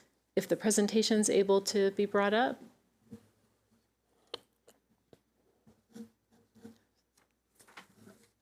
And while they're bringing up the presentation, I just want to thank the budget team, who has worked so hard in getting everything together, and will continue to work. I know this is not the end. This is not the end of our budget season, and there's still a lot more work to be done. We are going to be going over the changes, like Ms. McGuire said, the changes that have taken place since the superintendent's budget was released in December. And one of the main things that impacted this budget was the governor's release of his budget, because that's when we really find out what our state funding is going to be for FY26. And again, it's just a draft, but there were a lot of there is a lot of changes that he is recommending. This budget that we're presenting in terms of the revenue is going to assume the full impact of the governor's proposed budget. So we are taking into consideration everything that he has put forward at this time, even though we still have to go through the General Assembly. There is an increase for community schools. There's an increase of about 22 community schools, not about exactly community schools. And there's funding, not only that the state is providing us, but we're going to have to spend. The changes are also aligned with the increase in state aid due to formula. The governor is recommending a decrease for collaborative planning time in terms of the revenue, and we want to make sure that we account for that in the budget that is moving forward. There is a decrease in non-public reimbursement for special education services, and we have discussed that. That is a decrease of a 70% reimbursement to a 60% reimbursement for FY26. And last but not least, this new budget also presents a reduce on the MCPS request for local funding of about almost $1 million. So the state aid, including Blueprint, the increase in state aid, including Blueprint that we're getting as part of the revenue from the state, is about $37.7 million. There we go. If we can, let's see. So we just went through this. So we'll go through the table that shows the numbers. So there is a decrease in the local funding from the budget that was presented in December was an increase of $284 million from FY25. So we're decreasing the local request by $991,000, give or take. The state aid, including Blueprint, from the superintendent's budget, there is an increase of $49.3 million. So it resulted in a change of $37.7 million. So overall, our revenue increase between the decrease to the local contribution from the county council and the county executive of almost $1 million, and the increase in state aid is an increase in revenue of $36.7 million that is moving forward. But there are also expenditures, right? There's also additional expenditures to go along with that revenue. So we're assuming the full impact of the governor's proposed budget, which says that we are going to have an additional 22 community schools, which result in additional spending from the revenue that the state is giving us, but we're also going to have to spend our local share, which is almost $8 million, or a little bit more than $8 million. As you know, the governor is recommending an increase or requiring a shift of our pension costs from the state to local. We are going to reduce the expenditures as identified by the Board of Education, which are going to be reflected in this budget. We have, based on conversations and those community inputs that have happened during the last, month, we're adjusting positions through ongoing review of the restructuring plan and school needs. And we have increased lab savings to reflect the impact of adding positions to the budget. Based on that, the numbers to go along with that is the governor's proposed pension shift is almost $20.9 million. The additional community schools is an additional 19.3 in the expenditures to our system. The other adjustments that we just talked about, it's another $2.8 million. The Board of Ed amendments that you requested at the last work session is almost $1.2 million. That's a decrease. And then I know we were trying to decrease the lapse and turnover going from 75 to 65, but based on the needs that we have, we're not able to do that this year. And again, we're adding more positions to the budget. So we are decreasing that by another $5 million. So the total amount in expenditures is $36.8 million, which aligns exactly with what our revenue is, because we do have to present, what do you call it? The word just escaped my mind, but a balanced budget to the county council. Thank you. And I think that ends our presentation. And if there's any questions, we'll be glad to answer. First, I commend you for a very brief presentation, but get us through the numbers. Yes. I'm going to turn the conversation to my fellow colleagues, and I'm going to start with my left-hand side, Mr. Savana. Yes, thank you. I want to thank you for, again, this very brief presentation, but very, right to the point. So again, thank you. I just started my accounting class, so this is great to see all these numbers in front of me. But for the viewing public who maybe isn't in an accounting class, can we go back and explain, I know it's been talked about many times, the lapse and turnover and what the number is now, because it's kind of like a double, we kind of double budget some of the money, but what is the number right now from 75 to 70, I'm guessing? So just explaining that.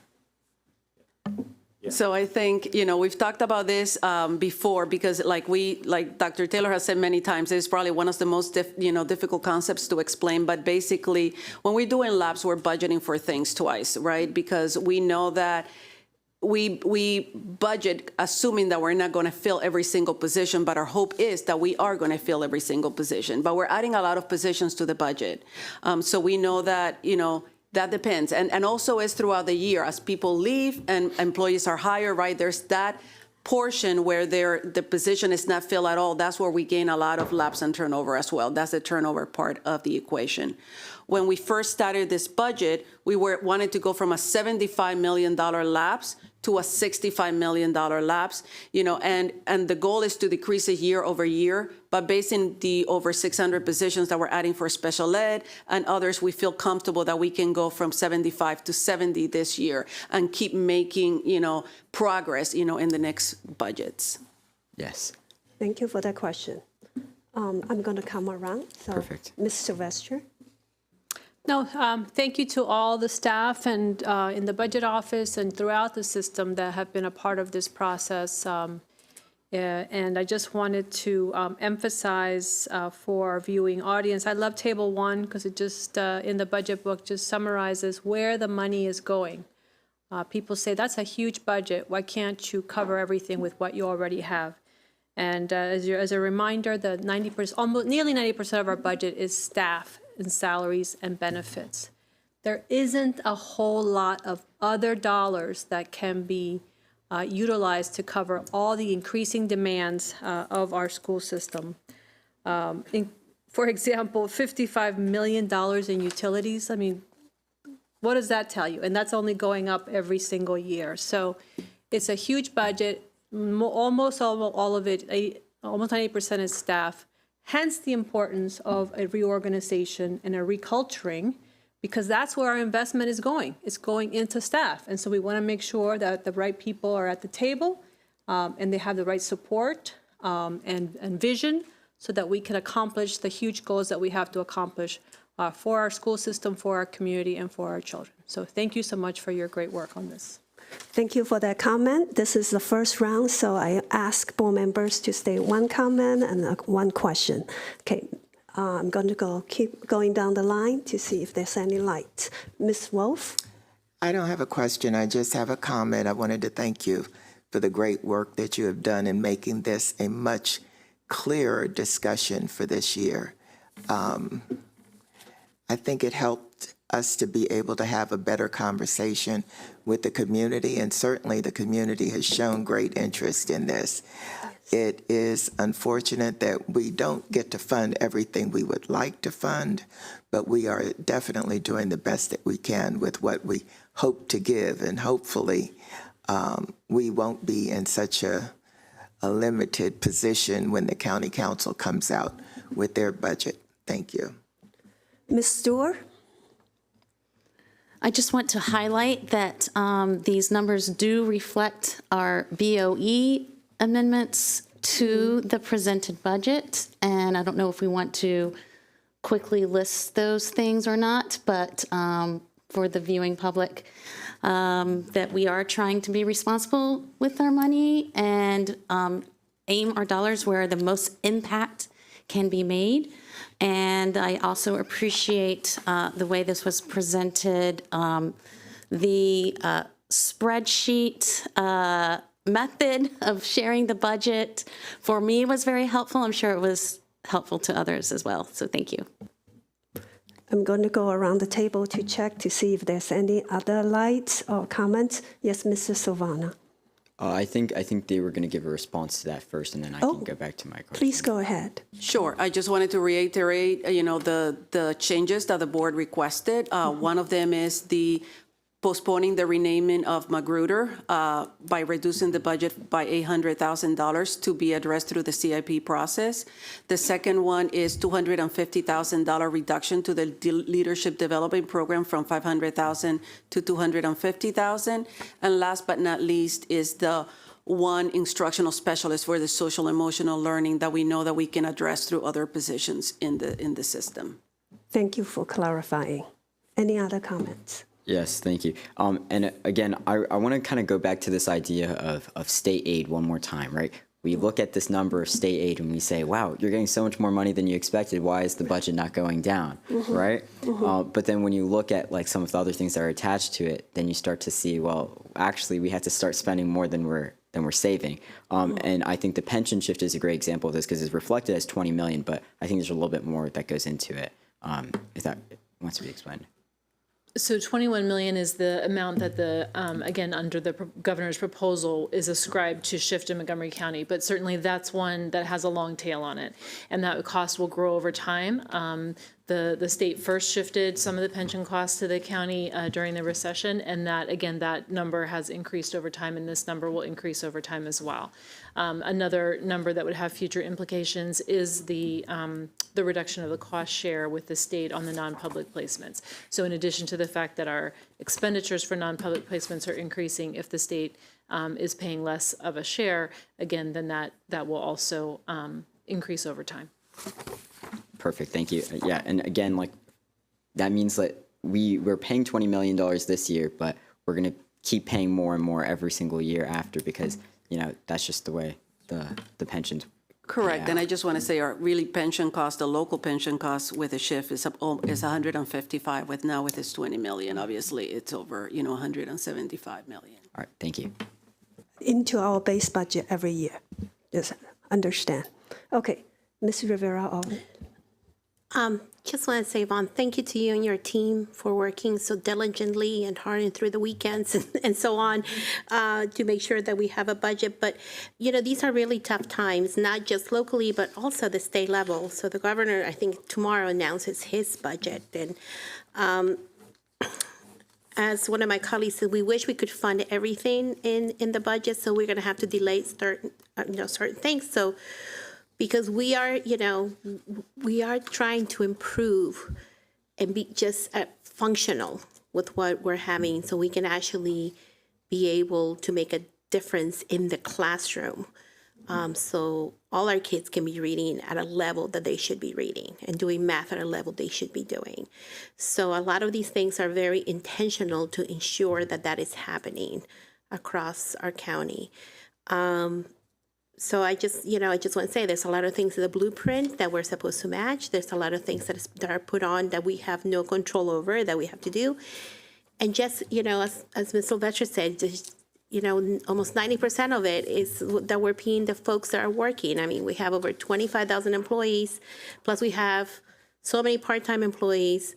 And I think you gave the figure last time, it was over $800 million just in benefits that, between our current employees and our retirees, right? So there are certain things that we have to do and that we should be doing. And so I just want to say thank you for helping us navigate very, very troubled waters and that we got here. So thanks again. Thank you. Ms. Stewart? Just one more thing I'd like to highlight. The additional 22 community schools, here you have the item as state and local share. Could you just quickly break down how much is coming from the state and how much is coming from local? Correct. So when the state aid was released and the new 22 community schools were included, they are funding us. They're giving us a little bit over $10 million from the state. And then there's a required local share, meaning we have the local contribution, another $8 million to make it up a total of, I believe it's almost $19 million, So yeah, so it's a breakdown. It's about 60 or 55, 45% state and local. So we love our community schools, but it does mean that we actually have to put in a good portion of that as well. It doesn't just all come from the state. And so I just want to make sure people are aware that when you see that 19 million, that it includes our local dollars. So thank you. And I just want to say, because when the budget comes out, they're going to see the placeholder for the 19 million, but in order to determine how those $19 million are going to be spent, there's need to be needs assessments that are going to have to be done at that school to make sure that the dollars go exactly where the need is. Thank you. Thank you. That's explain another piece going to the base budget moving forward. Ms. Silvestri? If you could just, Dr. Taylor, if you could just remind us what the next steps are in this budget process, where it goes next. Thank you. Well, the very next step is that staff will read a resolution for the board's consideration and hopefully get the approval of this board. And from there, there will be a couple of things that will happen. The county executive will present a budget that will have a number ascribed to MCPS, and county council will consider the county executive's funding request in conjunction really with the Board of Education's funding request and try to reconcile an appropriation amount of money.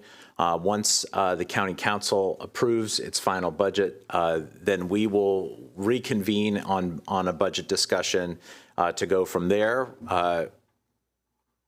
Maybe the county council gives you more than what you asked for. And then you have something to figure out, or less than what you asked for. And you have to make some additional tough choices, or exactly what you asked for.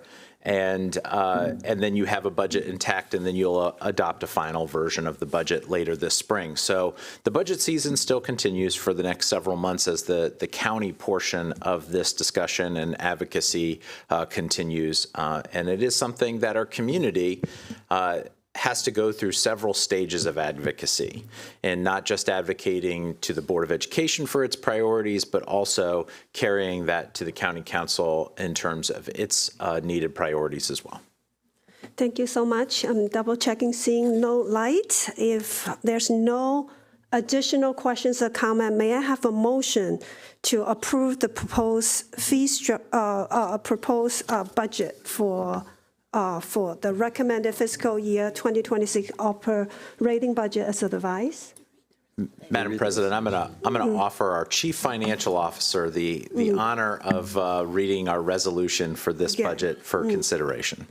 Thank you. So we have three resolutions that the Montgomery County Board of Education approved the the fiscal year 2026 special education staffing plan as outlined in the fiscal year 2026 operating budget, and be it further resolved that upon final approval of the fiscal year 2026 operating budget in June 2025, the special education staffing plan will be submitted to the Maryland State Department of Education, and be it further resolved that the Montgomery County Board of Education tentatively adopts the Superintendent of Schools' recommended fiscal year 2026 operating budget as amended, totaling $3,655,244,116 as follows. And there is the breakdown of the budget by category. So moved. May I have a second? I'll second. All in favor, raise your hand. That's unanimous. Thank you, everyone, for your hard work. And this is another call out to our communities that for the hundreds of people who have engaged with us in this process so far, and we want you to be continue engaged with our budget, and now it's moving on to the county level. So thank you, everyone. Okay, Dr. Taylor, 2 days ago, the Buckeye Chuck predicted a very late spring arrival. Even though that's the case, we still have to move on planning, and we are on to planning summer schools and summer programs. Summer school already. Well, happy 96th day of school in MCPS. We have less than 90 days to go in this school year, but a lot of families are planning on what summer activities will look like. And so I know that there are folks that are eagerly awaiting our plan for summer school. And we had entertained a lot of ideas about some things that we might do differently, many of which we kept the same in giving our families some continuity. And so we have actually revised our presentation to the board to present some new information in terms of continuity today for our 2025 plan. We are also seeking some approval today for our summer school fee structure. That's an important part of this process. So there is a motion and a resolution attached to our request today.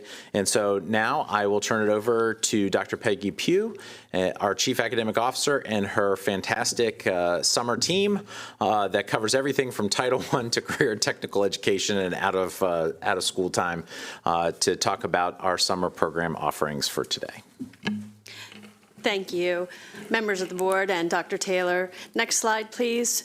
Today, we are excited to share with you a plan that aligns directly with the board's priority in ensuring that students have access to high-quality instruction, specifically in reading and math, and that we use every opportunity that we have to help our students achieve their goals. There are a variety of summer learning opportunities for students that have been and continue to be planned in coordination with district-wide programs, Title I, the curriculum team. We work with school leadership. We are working with facilities, food services, and transportation. It's like putting on school at a whole nother time of the year. So today you'll hear from Dr. LaGrange, who is our Director of College and Career Readiness and District-Wide Programs. Ms. Williams is our Director for the Division of Special Education, Pre-Kindergarten and Programs Services, and Mrs. Owens, Director in Title I and Early Childhood Programs. They're going to be sharing an overview of what we're planning for the summer of 2025. They're also going to share in each of the areas what happened last summer, who participated, so you'll have some data there. And then we would like to end by forecasting some visionary ideas that Dr. Taylor has asked us to consider and think about how we might even offer more opportunities in the future. Next slide, please. At this time, I'll hand it over to Dr. LaGrange. Thank you, Dr. Pugh.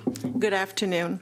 The overall goal of the summer programs is to provide tuition-based and in-person and virtual summer school to allow high school students to meet graduation requirements, as well as to provide federally mandated grant-funded programs to qualifying students at no cost to families. The superintendent recommends that the Board of Education receives this information for discussion and for approval of tuition fees for high school programs. Next slide, please. The in-person and virtual high school programs focus on students recovering and earning graduation credits. In addition, the revenue-based local programs allow students to engage in various non-credit-bearing courses, and credit recovery allows students to earn passing grades for semester courses. On the other hand, the extended school year provides special education services for eligible students in grades K through 12. While early childhood, Title I, and additional targeted support and improvement programs provide enrichment and additional academic opportunities in math and literacy to students in select elementary and middle schools. Next slide, please. Close to 6,000 high school students participated in virtual programs, and the majority of these students took Health A and B this past summer. While the in-person enrollment was much smaller at 800 plus students, the class with the highest enrollment was also the health class. Additionally, 7 high schools ran local enrichment programs, and 18 high schools provided credit recovery to students. Based on high school principal feedback, we used grant funding to create a unique out-of-school time 6-week program that was led by Identity. 126 emergent multilingual learners from Gaithersburg, Wheaton, and Watkins Mill High School spent mornings in high school graduation courses, and in the afternoons they engaged in a multitude of activities and field trips. The program was very successful with a 92% passing rate. There was no cost to students, and both transportation and meals were provided. Additionally, grant funding also allowed an additional 590 elementary school students to be served at several schools and camps through vendor-led academic classes, arts, and high-dosage tutoring from MCPS teachers. Next slide, please. Thank you. Based on last year's data and increased enrollment in virtual classes, we are planning a single in-person site for high school programs, which would include central transportation and meals. Prior to the pandemic, we did not use MCPS buses for summer school. However, because we're using a single site, having MCPS transportation is essential. Next, while there's a set fee for both in-person and virtual programs, high schools are able to offer revenue-based local programs for summer enrichment based on student interest and voice data. The cost of revenue-based local programs is determined by enrollment and the required number of teachers to run them. Those programs do not provide transportation or meals. Once again, this summer, high school students will have access to credit recovery, which allows them to earn a passing grade for their marking period course and then earn a semester course passing grade. Next slide, please. Thank you. Today, we are seeking your approval for course fees for high school summer programs. The cost for each course is $350, with Tier 1 reduction being $140 and Tier 2 $98 for eligible families. It is important to note that students will continue to have access to free graduation required courses throughout the year through online pathway to graduation and dual enrollment. I will now pass it to Ms. Williams. Thank you, Dr. LaGrange. Next slide, please. I will be speaking to you about extended school year. The Individuals with Disabilities Education Act requires that each year the Individualized Education Program team meets to determine whether or not a pre-K through 12 student meets the criteria to participate in extended school year. The vast majority of students receiving special education services throughout the year do not qualify for extended school year services. Extended school year is not summer school. It is an extension of the services provided for students with IEPs during the regular school year if they are eligible. Teams use a database process to determine whether or not a student meets the eligibility criteria to participate in extended school year services. For example, a student who has almost met all of the objectives of their phonological awareness goal, for whom there is concern about retention without continuous instruction over the summer, may qualify for services.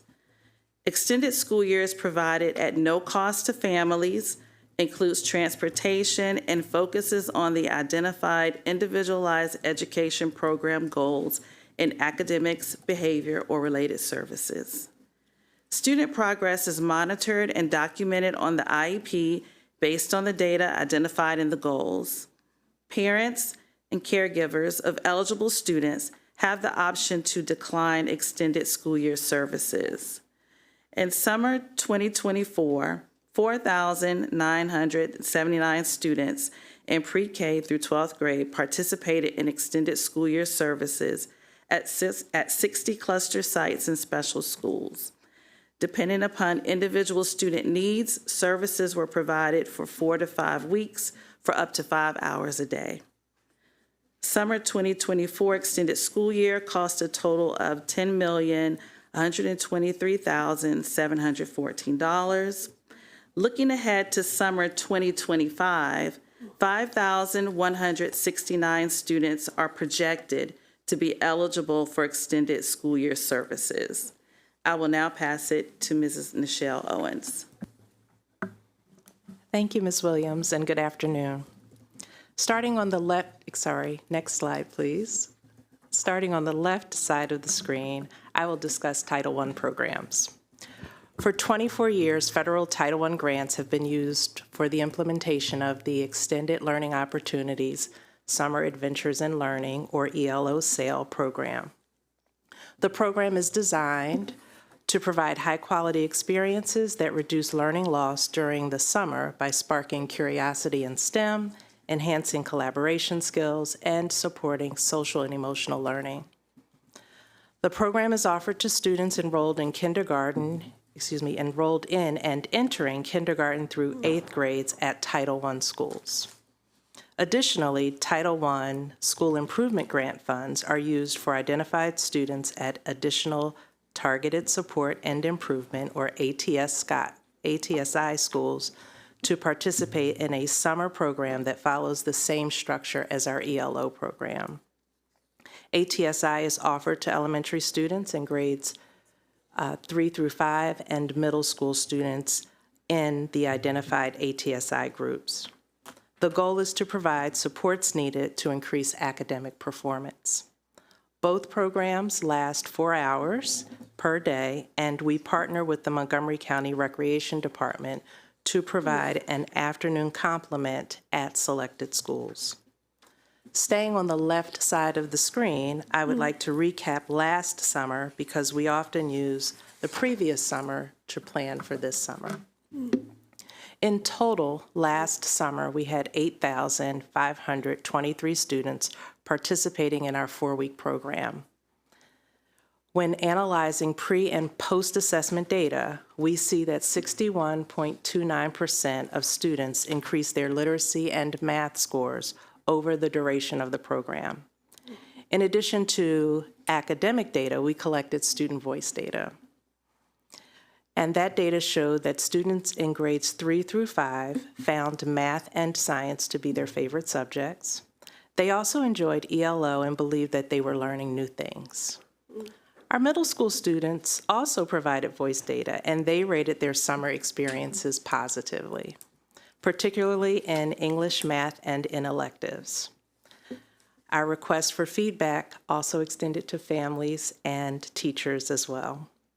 Families of our elementary students who completed the surveys indicated high attendance and excitement about the ELO program, while middle school families appreciated the schedule and saw improvement in independence. Teachers noted progress in literacy and math, as well as positive social emotional growth overall. So based on this data, we plan to continue our ELO SAIL and ELO ATSI summer programs serving the communities discussed. The programs will continue to be free of charge and will include meals and transportation. In addition to offering hands-on enriching learning experiences in STEM and social studies, we will continue to focus on critical literacy and mathematics standards and concepts to set students up for success for the start of the school year. We anticipate that roughly 9,000 students will participate in our ELO programming. Shifting to the right side of the screen, MCPS has been awarded the Ulysses Curry Head Start State Supplemental Grant, which will fund summer programming for 120 of our current pre-kindergarten students.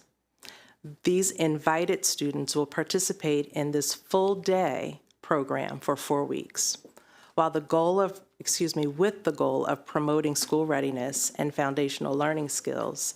Their program is full-day and will be located at one site. We look forward to welcoming our pre-kindergarten students in order to support an effective bridge to kindergarten. Now I will turn the presentation back to Dr. Pugh. Thank you. Next slide, please. In forecasting future summer program, we've been asked to consider not only the voice feedback that was collected, but also some ideas about making sure that our students and our families have multiple options over the summer. Stakeholder feedback was collected from students and caregivers after summer school 2024 ended, and some suggestions included communicating about the program sooner. They included improving the website, included simplifying the payment processes, and having a single place to ask questions. So these considerations are currently being addressed for the upcoming summer. But again, as we look to the future and an opportunity to serve more students across all grades, we plan to introduce a dedicated program coordinator, which would help with this type of organization here, as well as with all of the supporting offices, so that this is a year-long process that we've been planning for summer school when summer school ended. We also recognize the need for support for registration. It was overwhelming, I believe, for the staff on the first day of summer school last year, and so we really want to make sure that we have the appropriate supports. Again, expanding offerings and access to our schools and to our students who have need over the summer is one of the concepts moving forward. Also making sure that we are working through the supervision with our association partners and our leaders to make sure that students are safe and that we have dedicated staff who are available in the buildings to support the programs that are occurring. And then finally, the cross-office logistics and support coordination, again, is an intense operation, and we would like to be able to begin that again right after we receive feedback from this summer. Next slide, and with that, we will turn it back to the board for any discussion. I'm going to look at my colleagues to see if anyone has questions. I'm going to start from my right-hand side, checking, and not yet. I'm going to go to the left, Ms. Rivera-Alvin. Thank you. So just to be clear, because last year it was very confusing, because we had people calling us about tuition and you know, we had done it differently the year before, so and I was not clear on some of the process. So just to be clear, this year for the federally mandated and grant funded programs, pre-K through 12, those folks are going to be able to sign up for summer school at no cost? Mm-hmm. So yes, those programs, the extended school year, if you think about it, the way it was described, it's not actually a summer school. It's actually an extension of that student's school year because they've not yet accomplished the objectives that they have. So that program, as well as the programs that Ms. Owen spoke about, those are the free, already funded through grants program. So can you give me an example of high school programs that fall into that category? Yep, I'm going to kick it back to Dr. LaGrange. So for our high school students, the high school programs, they have a fee.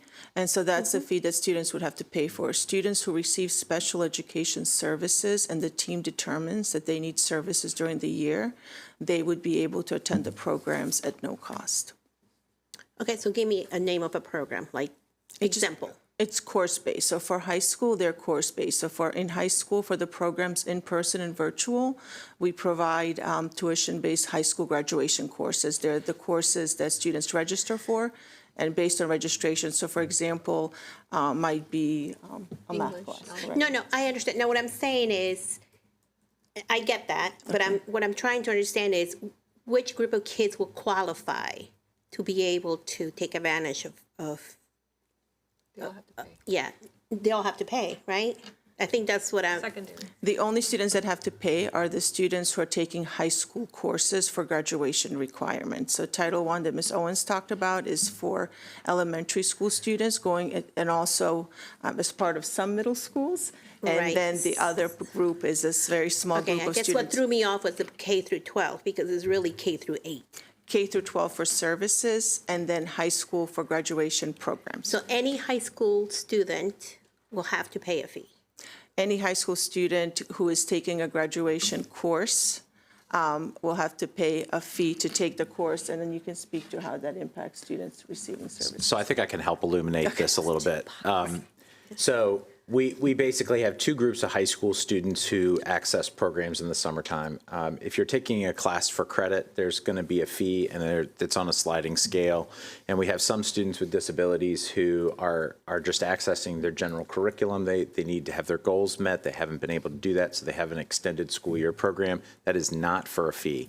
Something that overly complicates this, and I think that this might partially be what you're getting at, is that during the post-COVID times, we did not have fees. Right. And we were able to offer a very rich summer opportunity at no cost to our families. And coming out of the COVID dollars from ESSER, it's put us in a position where we now have to add the fees back. And so this has been a pain point for our families in the community that we are now going back to a fee-based program. And that's why we're coming to the board today to talk about a fee request. And that's what I was getting at, because that's where the confusion, I think, was last year as well. It was like, well, my kids farm, we have been farms since, kindergarten, and now where am I going to get, and it's expensive, honestly, to be able to make that. So if a child is in as a chair of special populations, I really want to get a handle on this to be able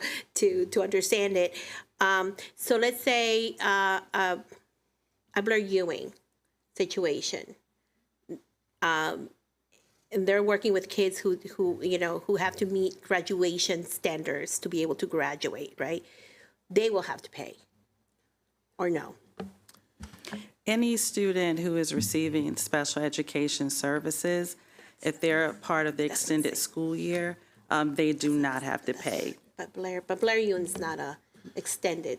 It really depends on what they need. But they might have an IEP. And if they have an IEP, there right, is. and some might not. That's what I mean. That's why I think it's important to be really clear in these programs, because they hear their friend is getting into the summer school, and then they're calling and say, well, my son goes to the same school, and I don't understand why, so their circumstances could be different. So it's really if you have an IEP and so on. Yes, it's really if you have an IEP. And that's also decided, at the IEP meetings before summer occurs. So it's not really a surprise to the families who are taking advantage of that service, because you have to review the data, you have to decide whether they're eligible. And then at that time, that's usually when families discuss whether they want to opt in. The child can be eligible, a parent can still refuse services. So it's usually a discussion at that time during the IEP meeting. If they're eligible for services and they want them, that's usually when parents, talk about, what their plans are for the summer, how it fits in, so that it's really not a surprise once the summer arrives. And how does a program like CREA fit into this? So high schools are able to, all schools are able to apply for a local revenue-based program. And so what happens is schools, there's a formula that we've used that has not changed since pre-pandemic. And schools are able to submit an application, and then we look at the cost and to determine the cost of the program. And so CREA would be different because the students in CREA, as the CREA team has shared, they would have a difficult time coming up with the minimum payment. And so we would be meeting, we have actually a scheduled meeting to determine what would be the cost to run a summer program like CREA, because they have an additional cost of bus drivers, they have an additional cost of the evening staff. So we would just have to see within our limited budget how much it would cost to provide that service to CREA. All the other high schools that run their own local enrichment programs, students pay. So based on the number of classes that are offered, the school runs a formula that central office approves to determine how much we would have to pay teachers. And so CREA is the exception to that. Right.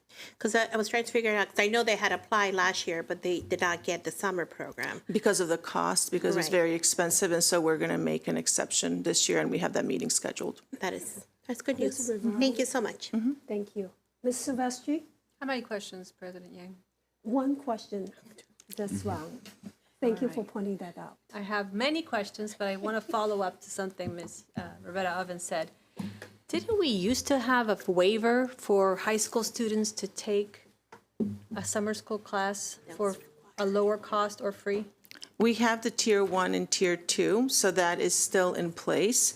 The only time that we had it at absolutely no cost was during the pandemic, as So that Dr. is an Taylor option mentioned. for high school When we students. used ESSER funding, once upon a time, as you remember, we had a grant that allowed us to charge a much lower fee for our emergent multilingual learners who were taking English development, but that was grant funded, Okay. and we no longer have that. So that's important to point out to Ms. Roberta Ovens' point about who in high school can take it for less, take the classes for less money, or not free, just a reduced. So the free option is during the school year, so students But in can the take summer, I'm classes through Online Pathway to Graduation, which is online, and through dual enrollment. Students can take up to 2 courses per semester, so that would be a free option But for high school in the students. summer, there's only a reduced option. There is Correct. not a free option. Correct. Thank you so much, and thank you for sticking with the one question. Mrs. Zimmerman. Thank you. I've taught both ESY and ELO, so I want to say you did a good job of trying to explain how the two of them are the same and different, and it is kind of confusing unless you're like fully in it. So my question is that, we're looking at like ELO for fiscal year 26, right? That's the summer coming up. So as, realistically, we're going to have changes to Title I status for those schools. So is your possibility of having ELO at your school, is that based on being identified as Title I and FY25 or FY26? Great question. And I will say that we do try to advocate for our Title I schools that are exiting to continue. We did ask the state, and the state said no. As of June 30th, that's it. So for our exiting schools, they will not be able to participate in the ELO program. For our incoming schools, they will be able to participate in the ELO program. Okay. Well, I don't know if anyone from the state is listening, but I've decided I don't like that answer. But if I know that we try to do as much communication as possible. I know for so many of our families that finding out that you don't have ELO is really devastating, because that's how you plan your whole summer. So any communication that we can do as soon as possible to make sure that families know that that's part of it, I just implore that we can do that. Thank you. Ms. Savannah. I'll let staff respond if they had a response before. I just gave the thumbs up to Ms. Zimmerman. We have it. We got it. Thank you. So I had a question. We talk about, us centralizing the in-person services at one school. And so, but we also talk about local schools being able to host their own summer school program. So are we as a school system having, our summer school services at one school, and then local schools can have their own, revenue-based option based for their own students? Thank you for that clarifying question. So because of the limited budget, and we want to make sure that all students have access to the same classes for graduation requirements, because that's really important, that's the focus, we are going to have a single site. So prior to the pandemic, for regional summer school, we had 5 sites. This past summer, then during the pandemic, every school ran a site. So this past summer was our an opportunity to see where the interest was going to be, and there was enough interest for a single site. What the local high schools are able to do, which the 8 high schools did, is they offer enrichment programs. So they're not offering graduation requirement courses, they're just offering enrichment. So for example, that might include successfully transitioning to high school, how to write your resume, a multitude of courses that they're offering at their high school as part of enrichment, not graduation courses. So I have a question. So is that only for those high school students, or can any student apply to any individual high school program for those enriched services? Sorry, I know that's a double question, but No, it's okay. And I think that's something that we will need to explore currently, because each high school has to submit an application, and the application has to pay for the teachers who are teaching those courses. The applications need to come in, and then they have to see where the interest is based on student voice data. So up until now, we were not able to determine how to best market that so that students from other schools can see, oh, that high school's offering a course that I find really interesting for enrichment. I would like to attend it. So we'll have to work with high schools to see how they would market that to other schools so that they can include that in their application in order to determine the cost and how many teachers they can hire. Yeah, Thank you. Ms. Stewart? Yes, I'd like to talk about the fee structure for the rising 9th through 12th grade. So the Tier 2 is $98, and that's for original or replacement credit courses. And I know kids in that age bracket and some that might have, might need replacement credit, also have jobs during the year. And it's free if they do it during the school year, and yet $98 if they do it in the summer, when they might have more ability to do a more thorough learning experience in the summer. So I'm just going to say this, that I think $98 is actually a lot for some of our families that are most in need. I would like to see if we could have scholarships available in some way. And I don't know, I know this is a big topic, I get it, and maybe we won't get there, but I would like to explore if we could do anything, because I would just hate for a kid not to go for that recovery credit because of the cost. And because this cost could affect a population of our kids. So thank you for bringing that up. So just a couple of answers. So for students who are working during the day, as we know many of our students work, they are able to take the virtual classes. So the virtual classes, as you can see, have increased in popularity, and the in-person ones have significantly decreased. So we have thousands of students taking virtual classes, which allows them that flexibility to do asynchronous and synchronous work at the time that they're available. In terms of students who are doing credit recovery, so any student who failed a course during the school year and they're repeating it and need it for graduation, there is no cost for them. So a student, for example, who got a B and they want an A, they would have to pay. And you can also see that the majority of our virtual classes and in-person were students who took Health A and B. And so they were doing that for original credit in order to free up their schedule. Also, 18 of our high schools provided credit recovery for marking period courses, and that's for students who failed a single marking period and needed to make up enough work to get a passing grade in order to pass the semester. There's no cost to that for any of our students. So all 18 high schools that provided that did that at no cost to students. Other high schools, and then it's also important to note that many of the students engage in credit recovery during the school year. And then now, since the pandemic, we've provided it during the summer, and we're continuing that service. Okay. Does that clarify some of that? Yes. Okay, good. It clarifies a lot, because to me, Thank that's you. still summer school, but it wasn't a separate slide, and I'm new, so I'm learning, so thank you for educating me. Thank you. Thank you. I'm checking this side to see if there's any other question, one at a time. Ms. Rivera Arvin. Can you elaborate on the pre-K program that you're going to be putting together over the summer? I'm just interested in, you said it was going to be 120 rising kindergartens, so it's from the pre-K population. And we have currently how many kids in pre-K?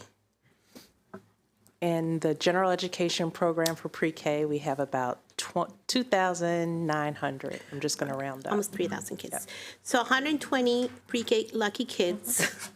And how is that process going to be? How are they going to be selected, and what location is this going to be taking place? So I'm going to zoom out first, okay? Yep. Because our ELO program, which is for rising kindergartners, also encompasses the children who are currently in pre-K.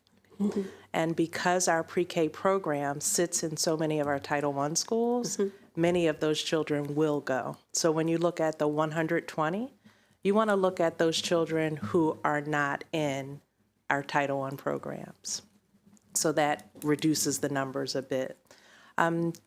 Things like operations, transportation is a big driver for who participates in the summer program for our Up County Early Childhood Center. So our pre-K team is really looking through the data to see which children will be invited. So we do have criteria in place for that. And last year we were pretty full, which is no surprise. But we also have, again, a large number of kindergartners who were in pre-K in our ELO program. So that's the coordination, and that's how we cover a large number of our pre-K, current pre-K children for bridging them into kindergarten as well. Does that help? Yeah, and the site, you said it was going to be Up County? It's going to be at the Up County, right. McDonald Knowles will be closed for renovations this summer. Yeah. Thank you. Ms. Silvestri. Thank you. I think this comment is about return on investment. So we are very happy to be able to provide summer school options for students throughout the grade levels. And you spoke about some data that you have in terms of 60-some% of students were making progress from the start of summer school to the end of summer school. So I'm interested to hear that again, so that we're seeing the positive benefits of our summer school program for the elementary.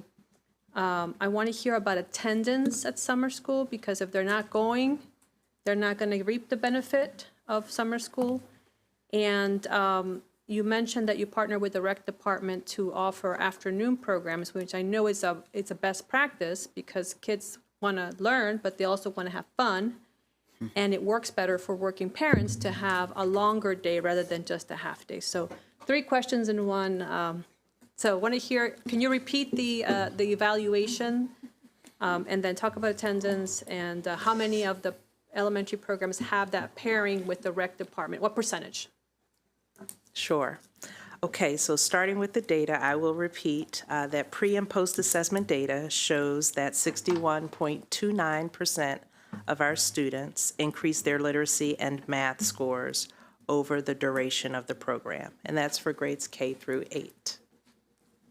In terms of attendance, I don't have that data with me. We did break it down based on the number and percentage of students who participated for, I'm very visual, so I'm looking at it in my head, 20 days, which is the total program, 15, 10, and 5, okay? So I can make sure you have that data. We'll follow up in writing with that one. But we're doing well. We need to work on that. Just we general. always need to work on it. Mondays and Fridays, summer, those are some days where there's an issue. But one of the things that I do love about the program is, even for families who may not have signed up in spite of our best efforts, as soon as they see buses on the road, they're putting kids on buses to come to our programs. So we do have a lot of interest, and attendance is something that we work on annually. In terms of the rec department, last year, and I know this is on the record, but I'm not sure of the exact number, so I'm going to give you a ballpark, okay? I think we had about 12 to 15 sites that hosted an afternoon complement. And we have, over time, been able to work with transportation so that children who may not be at a site that offers the afternoon rec, they can get transportation to a nearby rec, right? So that's something that we coordinate. Rec only has a limited number of resources, and they did communicate this year that they would have to make some reductions. So we're still waiting to see what that looks like. The 12 to 15 sites out of how many? So it gets a little complicated. I'm just looking for coverage. Sure, Are we sure. covering half the sites? So 47 schools total, right? But then they are paired because so many of our buildings close. So if I talk about sites, I could be talking about a pairing of sites. But if we just want to talk schools, then we'll say 12 to 15 out of approximately 45 schools. That gives me an idea. We have some work to do there. Okay. Thank you. Sure thing. Thank you. Mr. Savannah? Yes, thank you. I'm going to go back to the thing I was talking about earlier in relation to the enriching courses. I think it's a really big equity issue, right? If we're saying that students from one school can get access to it just because they're zoned into this school, or they're in a magnet program that allows them access to this school, and now they're getting access to these services over the summer. That, yes, I understand that you may have to pay for, but otherwise students wouldn't even have the option, right? I think that's a really big equity issue. So I really hope to see, some level of communication to parents across the district, or some level of student voice survey or interest to be able to say, well, if you're across the district, if you're at any high school, you may have to provide your own transportation, because we're not going to fix every single equity issue overnight, but this is, to me, it seems like a little bit of low-hanging fruit. Thank you. I have a question and a comment. So first, I want to have a data request. I know that our special education population has been rising in the system in the past few years. So I would like to see the number of students participated in the extended school year program in the last few years. So if you can provide that data, that will be helpful. It doesn't have to be now. It can be a follow-up to the board. That I will appreciate that, so that we know kind of for planning purposes. And the second thing is I really appreciate, this is related to Ms. Silvestri's questions about the return of investment. You share some data. So these metrics, the measurement of the effectiveness of the summer program, is it done every year, or is it just last year we happened to do it? Do we have plans to do it this year? That is for the Title I schools ELO programs. But what about other programs? Do we have data for the extended school year? Do we have data for other programs? So I'll speak to the ELO SAIL program because that's what lives in my work. We have conducted a pre and post assessment for the past couple of years. Okay. We also have had OSA review our programs, and OSA has favorably identified ELO programs as effective. I'm going to just do this by memory, but I believe we had about 2 done between 2010 and 2019. And once we went into the pandemic, we started using part of the pre and post assessment to really measure our effectiveness. Great. Do we do any for the extended school year? For extended school year, it's a little different because it is more individualized. And so each student has their own IEP goals, and their progress is measured. And so for extended school year and looking at the students with disabilities, The success is just, could they maintain the skills over the summer? We're not looking so much for growth or hitting some academic goal. It could be behavior, it could be social, it could be a critical life skill. And so we're just looking at, for the goals that were determined for us to focus on during the summer, did they maintain those goals so that when they return to school in the fall, there may not have to be as much reteaching as if they didn't have anything over the summer. Okay, thank you so much. Seeing, one more light. Yeah, final question. But is it, from my understanding, the fee stays the same no matter if it's an in-person or a virtual course? There's no distinction in the fee structure, correct? It doesn't change the fee structure if it's an in-person or a virtual course. So does the virtual course kind of offset some of the in-person, like transportation costs to some level? Well, we have a smaller number of students who need transportation. So this past summer, again, was the first summer we used MCPS buses, and we had utilized 5 buses, and they were at capacity. Yes, as we can imagine, the cost is decreased because we have more students in virtual programs. So let me answer that a little bit more comprehensively. The fees do not cover the cost of summer school. We actually have to budget for the cost of summer school. It does help us offset some of the cost of summer school, but it does not cover the cost of summer school. The largest expense that we incur for summer school are personnel expense. And whether you have a virtual course or whether you have an in-person course, you have a teacher of record.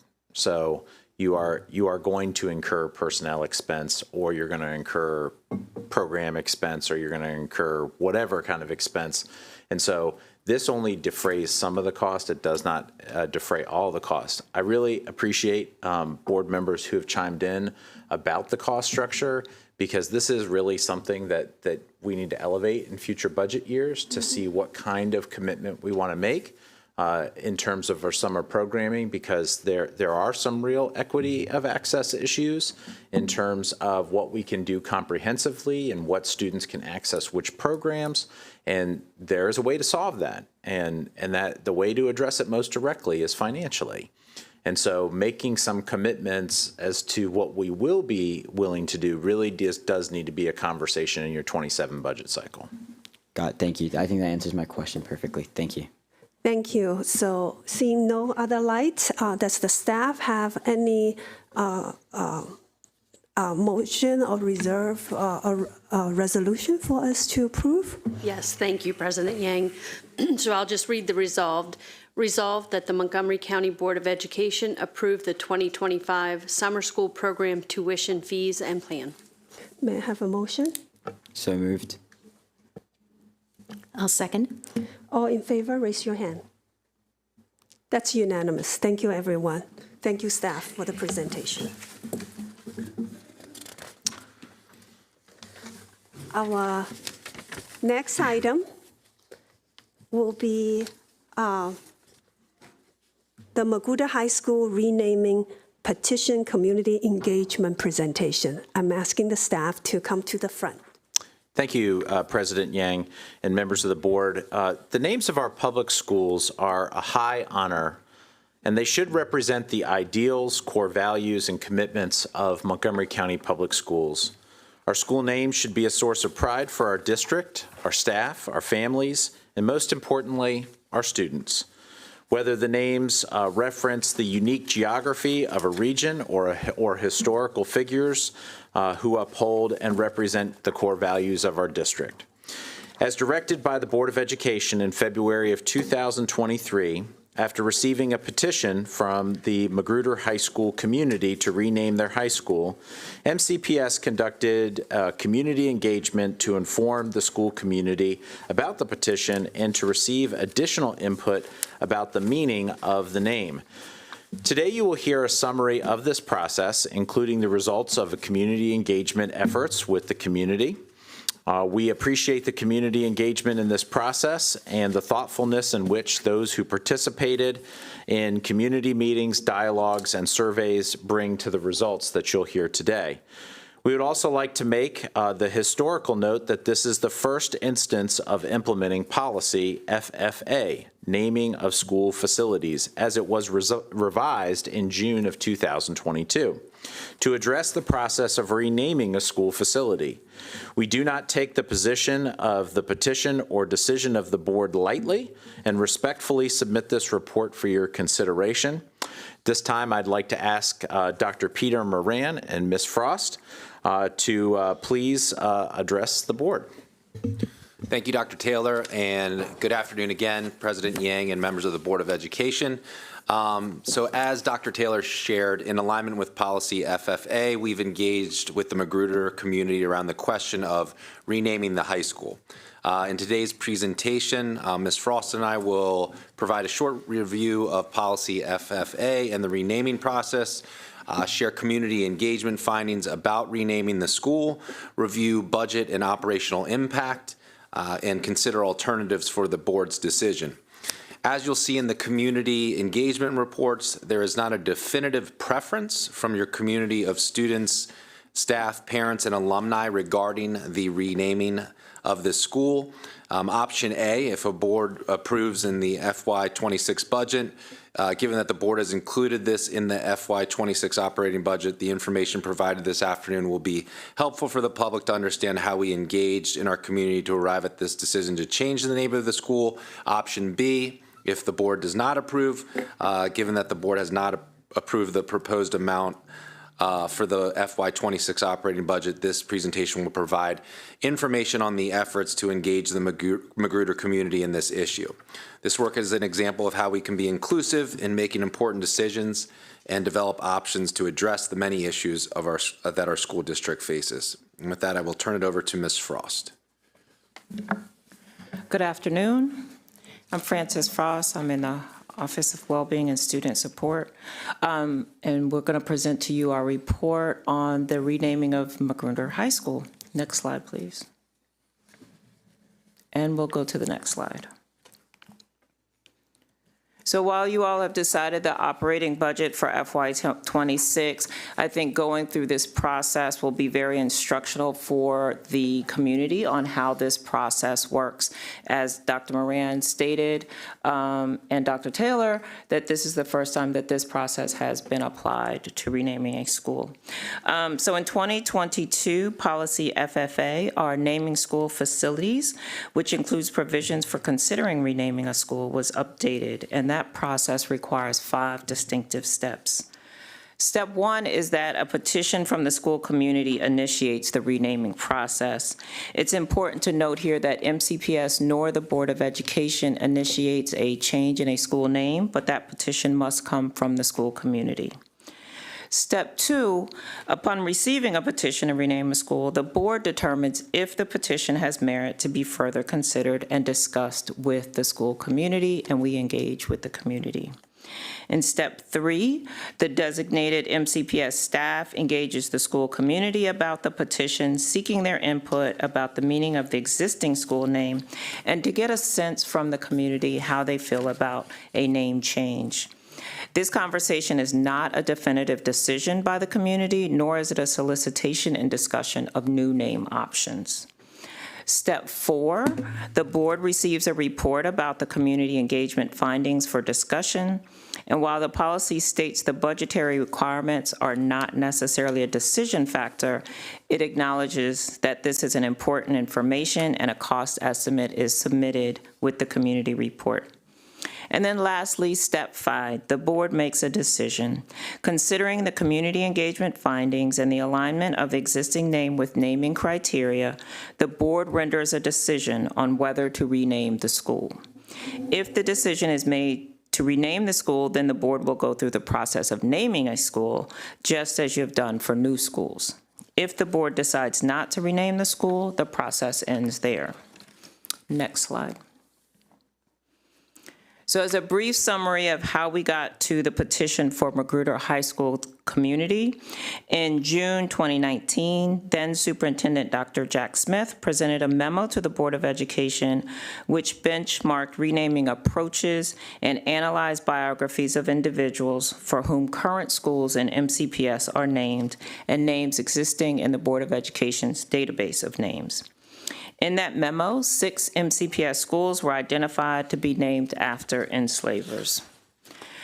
And then in June 2022, the updated policy FFA was approved, and we held community information sessions with the 6 identified schools in the fall of 2022 to explain the new policy. Policy FFA Section 4C enumerates the criteria for a school facility in Montgomery County Public Schools. In regards to selecting a school name, a name must meet these criteria, and in submitting a petition to rename a school, the petitioners must explain why they feel the existing name does not meet these criteria. In February 2023, members of the Magruder community submitted a petition to rename their school on the basis that Colonel Zadok Magruder was an enslaver of 26 known slaves, a fact of Montgomery County history. Next slide. So after the board approved the petition it received from the Magruder community, we established a steering committee to conduct community engagement. This steering committee was led by Mr. Edwin Hernandez, from an equity specialist in the equity unit in the Office of Special Initiatives, Ms. Nicole Kimball, representing Magruder High School, and myself, Frances Frost. The committee represented a diversity of experiences and relationships to Magruder, MCPS, and to the county. There were school staff, alumni, parents, and community members on that committee who worked to plan the community engagement, informed the school community about the petition and meetings, and encouraged input. So at this point, we'd like to acknowledge Mr. Christopher Asienzo, the principal of Magruder High School. He's here in the audience. And he was a critical member of the steering committee and a partner to this committee, exemplifying the importance of the principal and school community relationship in such important community conversations. Additionally, we had representatives from Montgomery history who researched and prepared reports on each of the namesakes of the identified 6 schools. And we'd like to thank them for their diligent work to provide factual, neutral information for our communities and presenting this information at every community meeting that we held. Next slide. So in the fall of 2023, student and community outreach was conducted in a variety of ways to make sure that the community was aware and could be active participants in this process. The steering committee determined that in addition to current Magruder families, staff, and alumni, the school community should also include families in Magruder's feeder schools to make sure that all community members were consulted so that they felt their voice included and considered when your final decision was made. Our outreach efforts included notices on social media and the school website, engagement with school parent organizations such as the PTSA and the Booster Club and the NAAC Parents Council, in-person outreach at back-to-school night, and feeder school PTA meetings, and mini lessons and student surveys of Magruder students. And additional details on the community engagement efforts are in the report that you received. Our primary method of receiving community input was through in-person and virtual community dialogues designed and facilitated by Coactive Collection. We offered a students-only session in English and Spanish at Magruder High School and had 5 additional dialogues, 3 in person and 2 virtual for the community. Our aim during these sessions was both to inform the community about the potential name change and to gather input from as many individuals as possible. The community dialogue sessions were structured to intentionally build trust and open dialogue about the issue of renaming the school, as we realized that this question is much more than a yes-no decision and warranted conversation amongst our community members. In the sessions, we provided an explanation of the petition and input gathering process, followed by a brief history of Zadok Magruder's life to ensure everyone had a foundational understanding of the issue before the dialogue. After that, participants engaged in small group discussions about the meaning of the school name for them and their thoughts on changing the name. A summary of those meetings is also included in your topic materials. At the end, they were all invited to complete the survey, and the same survey was made available to community members who could not make the in-person meetings. The survey consisted of 12 questions, 10 multiple choice and 2 short answer questions. In designing the survey, we wanted to keep it short enough that participants would complete the entire survey, but long enough for meaningful data. The survey was available in English and Spanish from October 9th through November 14th, 2023, and yielded 1,415 responses. You received the details of that survey also in your materials. In this one simple chart that's on the screen ahead in front of you is the survey question of whether the school should be renamed. And you'll see the survey respondents were split in their decision. Slightly less than half, 43%, believe the name should not be changed. About a third would like it changed, and 25% remain unsure. Individuals in favor of a name change cited the positive impact it could have on the mental health and well-being of students and alumni, particularly Black and African American students and alumni. They also highlighted that a name change would allow the school to better reflect Montgomery County's current values. Those opposed to a name change emphasized the importance of tradition and the cost to implement a change. And again, we'll remind the board and the community that while this chart exemplifies this question simplifies this question into a yes/no decision, the community discussions were thoughtful, emotional, and complex. Participants in the community discussions and the survey shared not only whether the name should change or not, but their feelings on why not, and other options to consider. As it was pointed out to the community in the dialogues, this decision about the name of the school, Colonel Zadok Magruder, and that rests with the Board of Education. The current school community may, on its own, also consider to change the mascot and/or school colors. Next slide, please. In addition to the community input, we have compiled an estimate of the associated costs with renaming a school. These are the costs of branding the school with its new name, as it would be similarly incurred by the district when opening a new school. This slide summarizes the costs. The details are in the materials that have been provided to you, and I want to thank the staff from Facilities and Construction, Athletics, Fine Arts, and School Administration for working with us to develop these detailed estimates. So you'll see that school facilities, which includes items such as repainting, rebranding within the school, and installing new signage, is estimated at $400,000. Athletics is approximately $590,000. This includes your uniforms, equipment for all sports, as well as branding your gyms, athletic fields, and gym equipment, and then operating and administrative items of $6,000. This includes school operating costs such as stationery, small signage, program banners, etc. And our total estimate comes just under approximately $1 million. These are our best estimates with many variables that may come into consideration, including whether the school would want to change their colors and/or their mascot. Last slide. So you have a few alternatives in front of you to make. First, let me say that the policy FFA, the board should consider the following when reevaluating the lives of individuals for whom schools are named. One is that there's a known dissonance between the context of the individual's life and the board's core values and policy ACA. Two, there's alignment of institutional and societal values with those of the individual's life or legacy at the time the individual lived and within the current context that's relevant. Consideration shall be given to an individual's legacy and significant contributions, as well as the balance of the individual's life, public and private, and should not isolate singular actions or behaviors. And lastly, consideration may be given to acknowledging the past to move toward healing and reconciliation. You have received the report of the community findings, the historical background of Colonel Magruder, and the financial estimates. And on behalf of the superintendent, we offer these alternatives for your consideration. Number 1 is to take no action. With this option, the issue ends and the school remains as Colonel Zadok Magruder High School. Number 2 is to decide to change the name with the associated costs included in the FY26 operating budget. Number 3 would be to decide to change the name with the associated costs attributed to a future operating budget. And in essence, the name change would take place at a later date.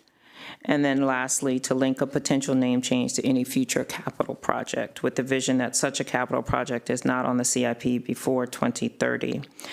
And we also want to add that during the discussion and the community engagement, there were a lot of comments on a non-budgeted option of making sure that students at Magruder and in the community understand the history of the person and how that impacts their school. And that is something that the school, and other schools in MCPS as well, could consider to make sure that our students understand the history of slavery and racism in our county and how that impacts our schools and our daily lives. So that is another alternative. That is not a fiscal decision. And now I'll turn it back over to Dr. Moran. Next slide, please. So in summary, in regards to the petition filed in February 2023 regarding changing the name of Colonel Zadok Magruder High School, your community of students, staff, and parents and alumni is essentially split. So we open it up for your questions and discussion. Thank you, staff, for the presentation. I'm going to turn to my board members for questions. Ms. Wolf. I want to thank you for a very detailed report. This has been ongoing for some time, and for me personally, I think the name does not reflect the current values of MCPS. However, at this time, because we did remove it from the budget currently, I'd like to move that the board delay any remaining consideration for Magruder High School until such a time as a major capital project for Magruder High School is programmed for construction in the CIP. So Ms. Wolf put a motion on the table. Any second? I'll second that. Okay, any other discussions or comments? So just to clarify, the motion is that we will change the name, but it will be up as a part of a future CIP process. Yes. Thank you for that clarification. Mrs. Zimmerman? I just want to echo my support in that as we're looking at, that we're talking about engaging the community in education, that gives us more time to do so, and that we'll likely see different results in surveys. So Ms. Wolf, can you reread your motion again? I move that the board delay any renaming consideration for Magruder High School until such time as a major capital project for Magruder High School is programmed for construction in the CIP. So from what I'm hearing is we are delaying the decision. No, we're not delaying the decision. We're delaying the process. The process we're moving to the CIP because the funding can be used under the CIP and we don't have to take this out of our operational budget. Okay, so we have a motion and a second. All in favor? Mrs. Stewart, you have a... It's not a question, just a quick comment. I just I appreciate Ms. Frost's suggestion that we can continue the education, which I think Mrs. Zimmerman actually mentioned as well.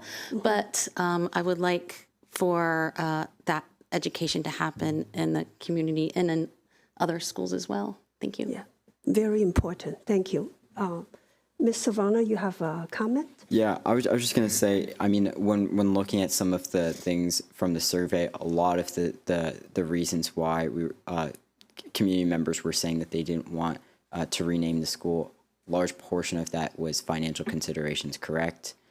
Yeah, so I think that being able to incorporate some of those costs in the CIP does a lot because, while you're getting, anything new or major renovations to a school, if we're able to incur this, change the name at the same time, we don't have to, spend money twice, right, as was referenced earlier. Thank you for that comment, Ms. Silvestri. So in just hearing Ms. Wolfrey read the wording, I heard that we will take up this process again in a current CIP. The board is not deciding for future board action to rename the school. I just want to be very, very clear. Correct. And you have a few other steps that need to be a part of this process, as in coming up with another name and engaging the community in some additional steps that go with that as well. So that's a part of that next steps that would need to happen as you move forward. That's correct. You know, there were 5 steps as she mentioned, and you know that the board has to come up with names, send them to the school, and then the school comes back with names. So it's not a done process even. We still have a ways to go on it, but we're just saying, let's take it up when we do the CIP. Okay, are we ready to vote? Oh, Ms. Rivera-Owens? I think this is a topic that board members are very interested in. I'm just a little bit, confused. So it is quite obvious that it doesn't go with the values that we represent today as members of MCPS. So we have established that a name, it needs to be renamed, right? That is established, correct? So I just want to be clear for the community where we're saying. So we're saying at this time, because of fiscal restraints in a sense, right? We don't have really the funding because it will cost us, and since this report was put out, there's been inflation. So it's probably going to cost over $1 million, to be quite frank. And that's without taking into consideration whether the mascot is going to be changed and so on. So really the delay, let's just, I just want to be honest with the community. The delay really is, yes, we're with the community. The name needs to be, changed. It doesn't reflect who we are as, as a system. And that is going to come when we do changes to the physical, the CIP, right? Because renaming it to something else, I don't think that's going to take years, right? But right now, the issue is the funding that we just don't have to make those changes, right? Because we're trying to focus to have stuff in the classroom so our kids can learn. But at the same time, we don't have that extra funding, and we have to be fiscally responsible with what we have right now. So we're not saying we're not changing the name. We're saying we are, absolutely. But we're just delaying the process of. I think that's Carla's question. I am saying that we are just delaying and moving it to the CIP for the funding. I think I'm hearing something else now from Carla. I'm not sure. No, Because this says it delayed the renaming. I was only talking about the final steps. We haven't gone through all the steps that are required, as you know. Yeah, my first question was to Ms. Rivera-Owens' point, but when I heard the reading, I understand that we are going to revisit the renaming process, the final steps, at a future CIP. I think that what Grace and I are trying to figure out is if you're saying something different. We're not sure that you are, because we're saying that we're renaming, but the steps are not complete. We have a whole lot of steps still to go. Okay. And that we're moving that to a CIP year. Now, are you in disagreement with that? That's what I'm. I understand that we cannot commit future boards to a decision of this type. So I'm trying to get clarification. This current board feels like it should be renamed.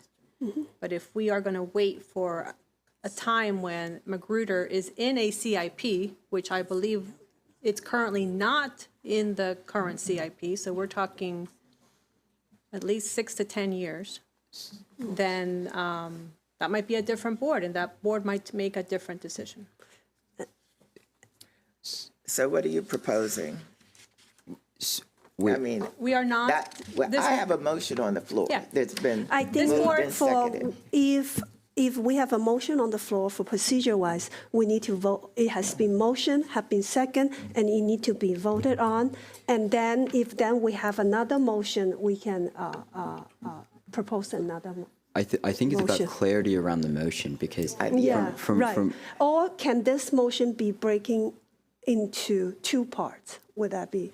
What two parts are you talking about? But are we breaking into naming, so commitment to naming, and then when to do it? Should it? so a question for board staff: Can we because I don't think it's allowed under law, right? Are we allowed to make the decision now and then delay it into like future years? No. So what the motion says in the language is that whatever board is in standing at that time will consider whether or not to rename Magruder. Now, this board can make clear that their desire would be for the school to be renamed, but no future board can be bound by that. Thank you for that clarification. Yeah, the delay in renaming is that the process is not complete. Now, they can decide to end the process, just cut it off, and there will be no renaming.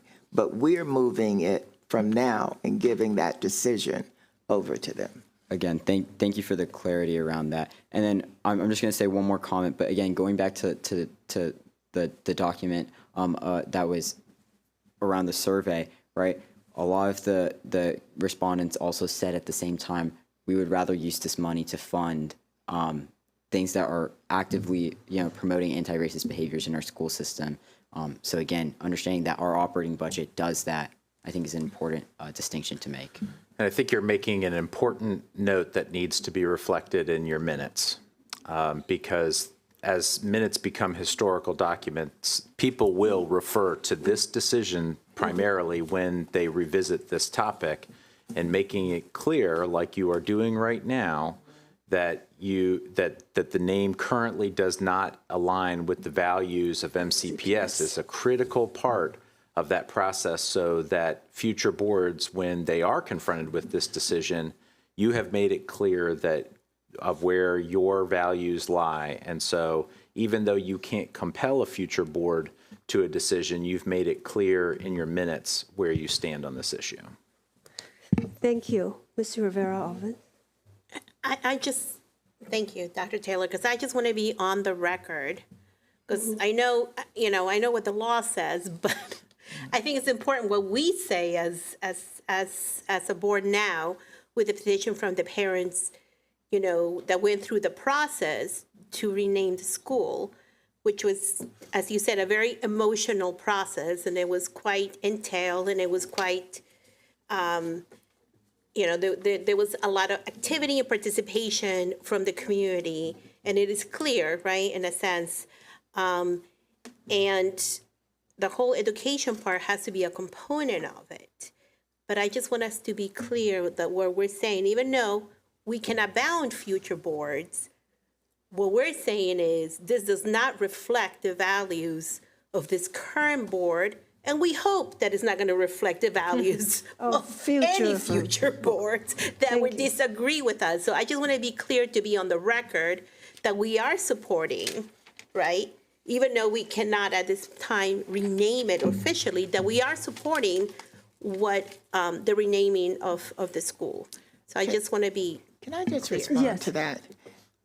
And I'm asking our staff, we could technically rename it now. What we don't have the money to do is to go through all of the things that would have to change when you rename a school. So we could make the decision to rename it. Thank you. Yeah, so that's what I'm asking. That to do. can be broken into two motions. That's what I'm. So if that's the will of the board, then if that is the direction we want to go, we still need to first vote on the motion on the table before we can proceed to any future motions.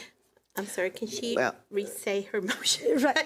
Well, can we get a feel for whether or not people are interested in even renaming it now? Because if they are, I will withdraw my motion and split it into two. If they are not, then I want my motion to stand. Ms. Silvestri first, and then Ms. Stewart. I would like to support the motion as written. Just for the record, I echo my colleagues' concerns that the current name doesn't align with our values, but I would like to do it as proposed in the resolution. Thank you. Ms. Stewart?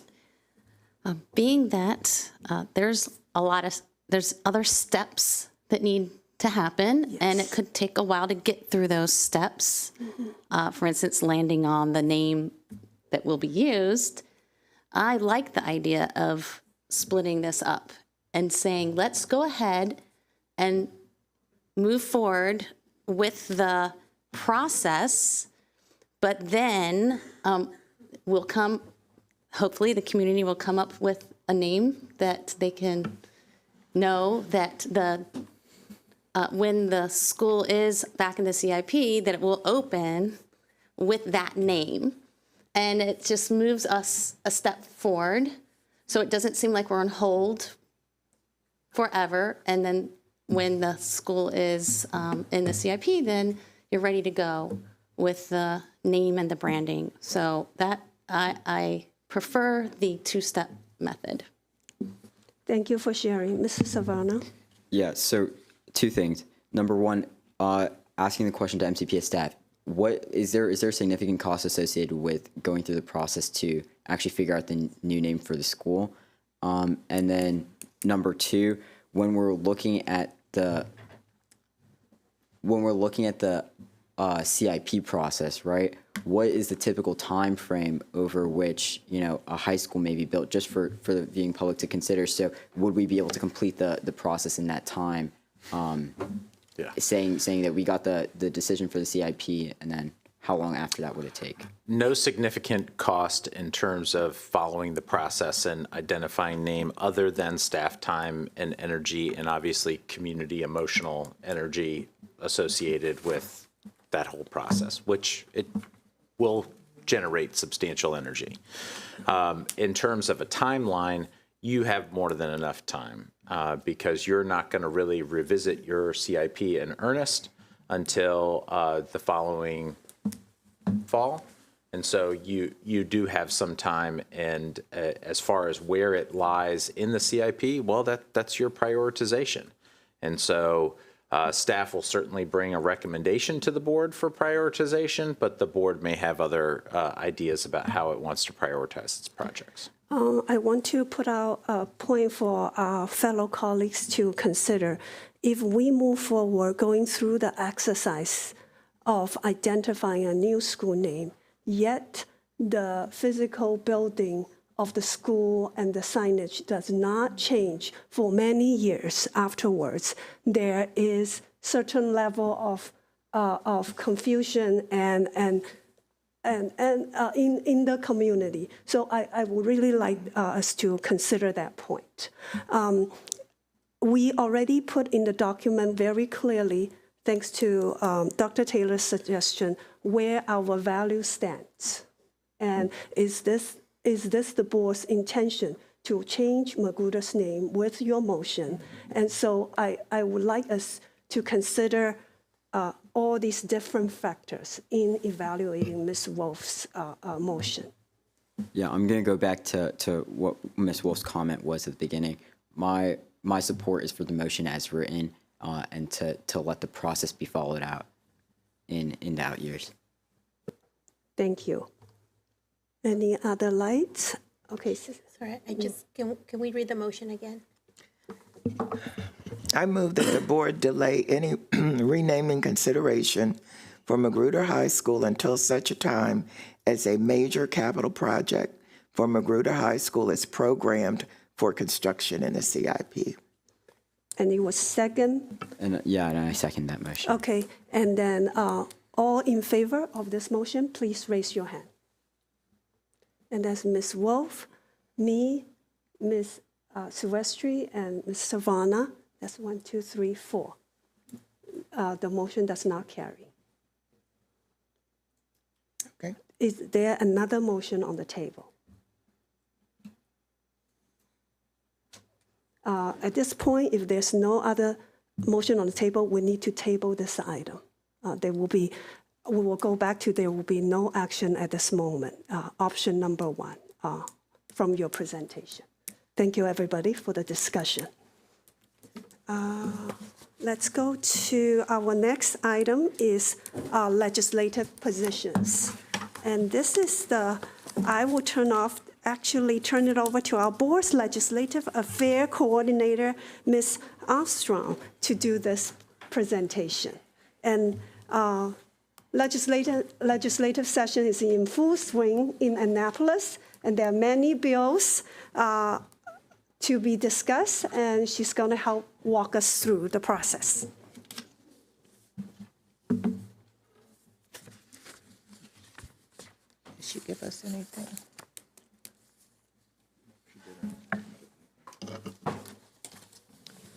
Good evening. We'll stay with afternoon. Late afternoon. Good late afternoon, President Yang, Dr. Taylor, members of the Board of Education. As Ms. Yang said, I am Patty Ersprung. I'm the Coordinator of Legislative Affairs for the Board of Ed. And I'm here today to give a quick legislative update and then seek board approval on approval of adopted positions on a couple select bills. As we sit here today on February 4th, we are about a third of the way through the legislative session. More than 2,000 bills have been introduced between the House and the Senate, and our office is currently tracking over 200 of them. I don't want to cause you panic. You're not going to be asked to take positions on 200 bills. Many of them are just bills that I'm watching and tracking just to see if they pass, because the school system may have to do something, but they're not significant enough to bring to the board for action.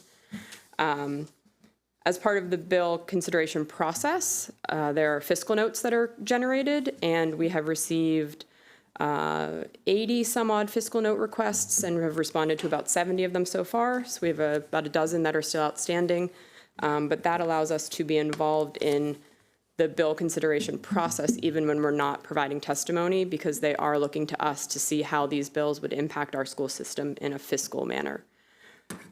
In terms of where we are with the 90-day session, the Senate bill introduction deadline was yesterday, and the House deadline to introduce bills is this Friday. That does not mean that bills cannot be introduced after those dates, but the process to get them all the way through to approval is a little more challenging. So we probably will start to see the introduction of new bills slow down over the next week or two.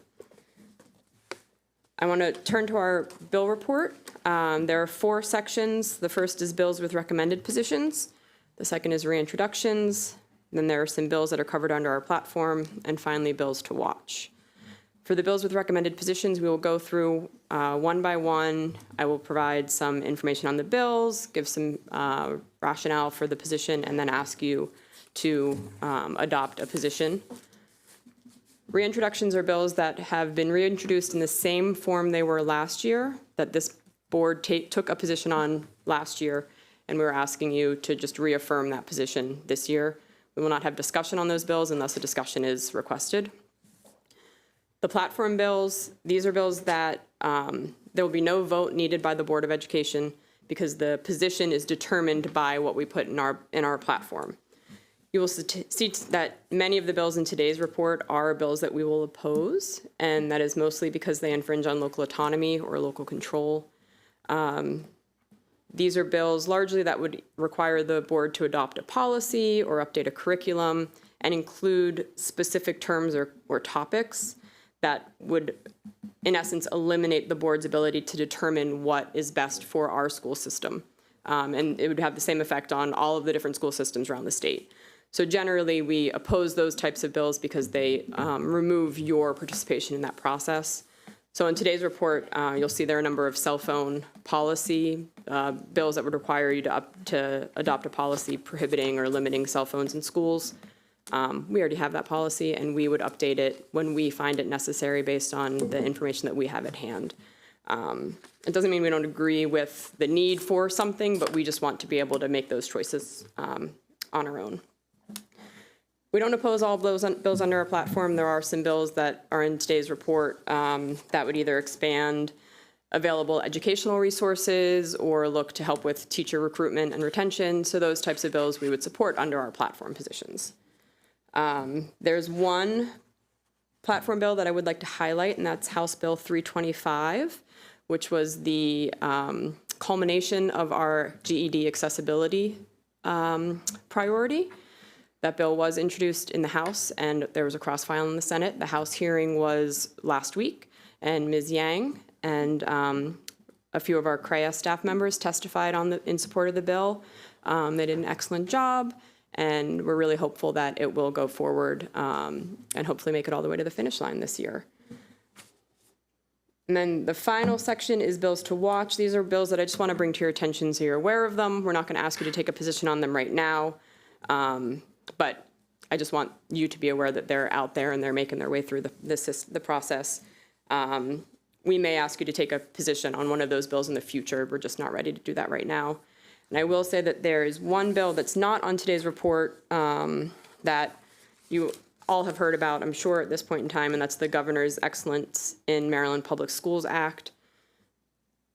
I plan to bring this bill to you next meeting. At this point, I'm still gathering information from staff and having conversations with my colleagues from other systems around the state and our state partners, education partners, MABE, PZAM, just to kind of get a sense of what the education community is doing. So next meeting, I will have more information and we will bring a position for your consideration on that bill. So with that being said, we'll just get right into the bills with recommended positions unless anyone has questions at this point. All right. So the first bill is House Bill 329. The cross-file is Senate Bill 297. This is the Sign Language Interpreters Act.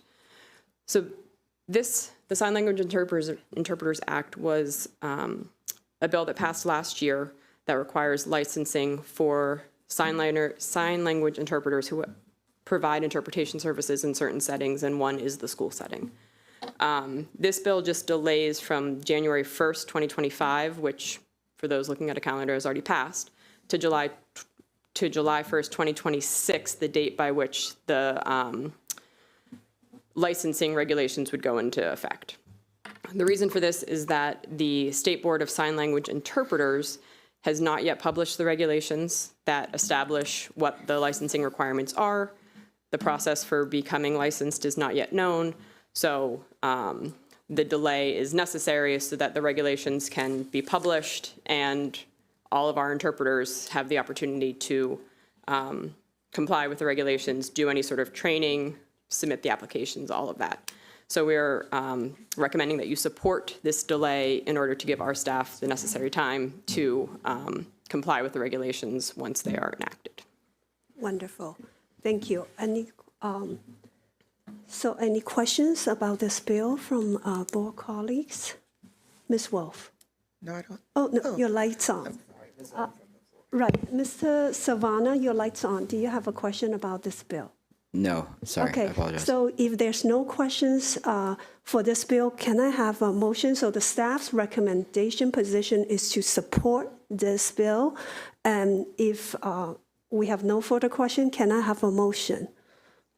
So moved. May I have a second? Second. All in favor, please raise your hand. That's unanimous with those present. Great, thank you. The next bill is House Bill 319. And this bill concerns county boards of education and contact information for board members. So it would require that that the email address of all Board of Education members be published on the school system's website. And then for non-student members, it also requires a mailing address and a direct telephone number that is provided by the county school system. There's been no interpretation of this yet. My reading of this would mean cell phone numbers, a direct line to the board members. Currently what we do is we provide for our adult members a mailing address, an email address, and a phone number, but it's our office phone number. So there's a contact information, but it's to our general office. So our recommended position on this is to support it with an amendment to remove remove the word direct. And then this law would comply with our current practice, which is to provide a telephone number for board members, but it would be this office phone number as opposed to an individual cell phone.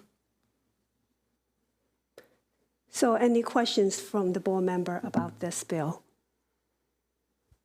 Not at the moment. So right now, the staff recommendation position is support with amendment. May I have a motion? So moved. Second. All in favor, please raise your hand. Thank you.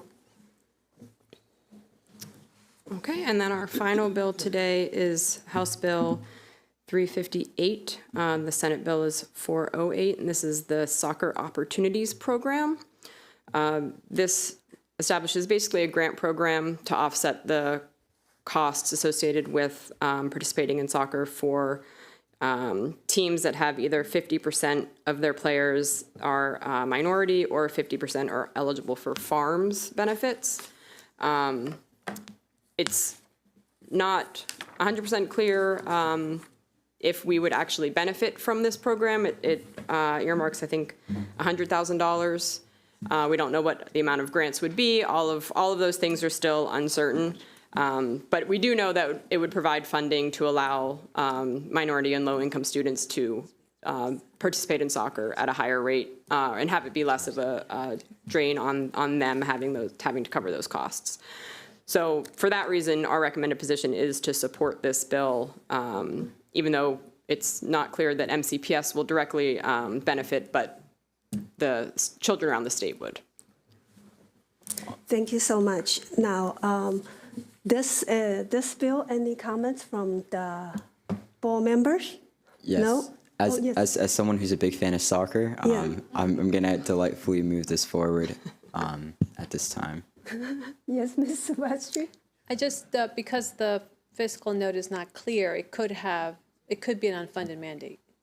No, it's a grant program. So the Okay, you have to apply for it. yeah, so it would be funded through the governor, and then we would be able to apply for grant monies if we had a team that qualified for eligibility.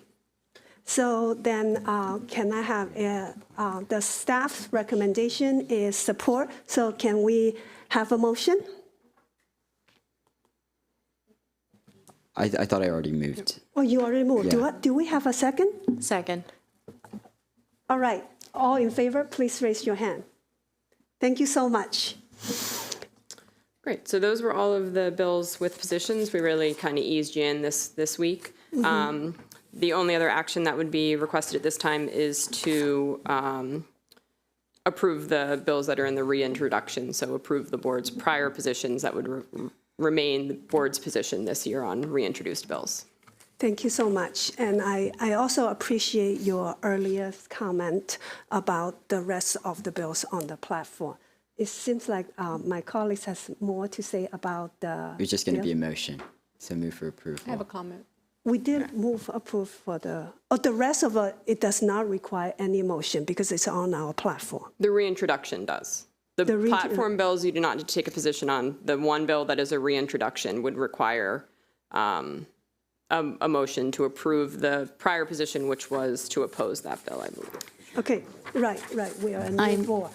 Is your comment about this bill, Ms. Silvestri? I'll wait after we vote. Okay. I move for the reintroduction of HB 282. Second. All in favor, please raise your hand. That's unanimous with those present. That's all That's I have all. today. Thank you. I do have a comment. Right, go ahead.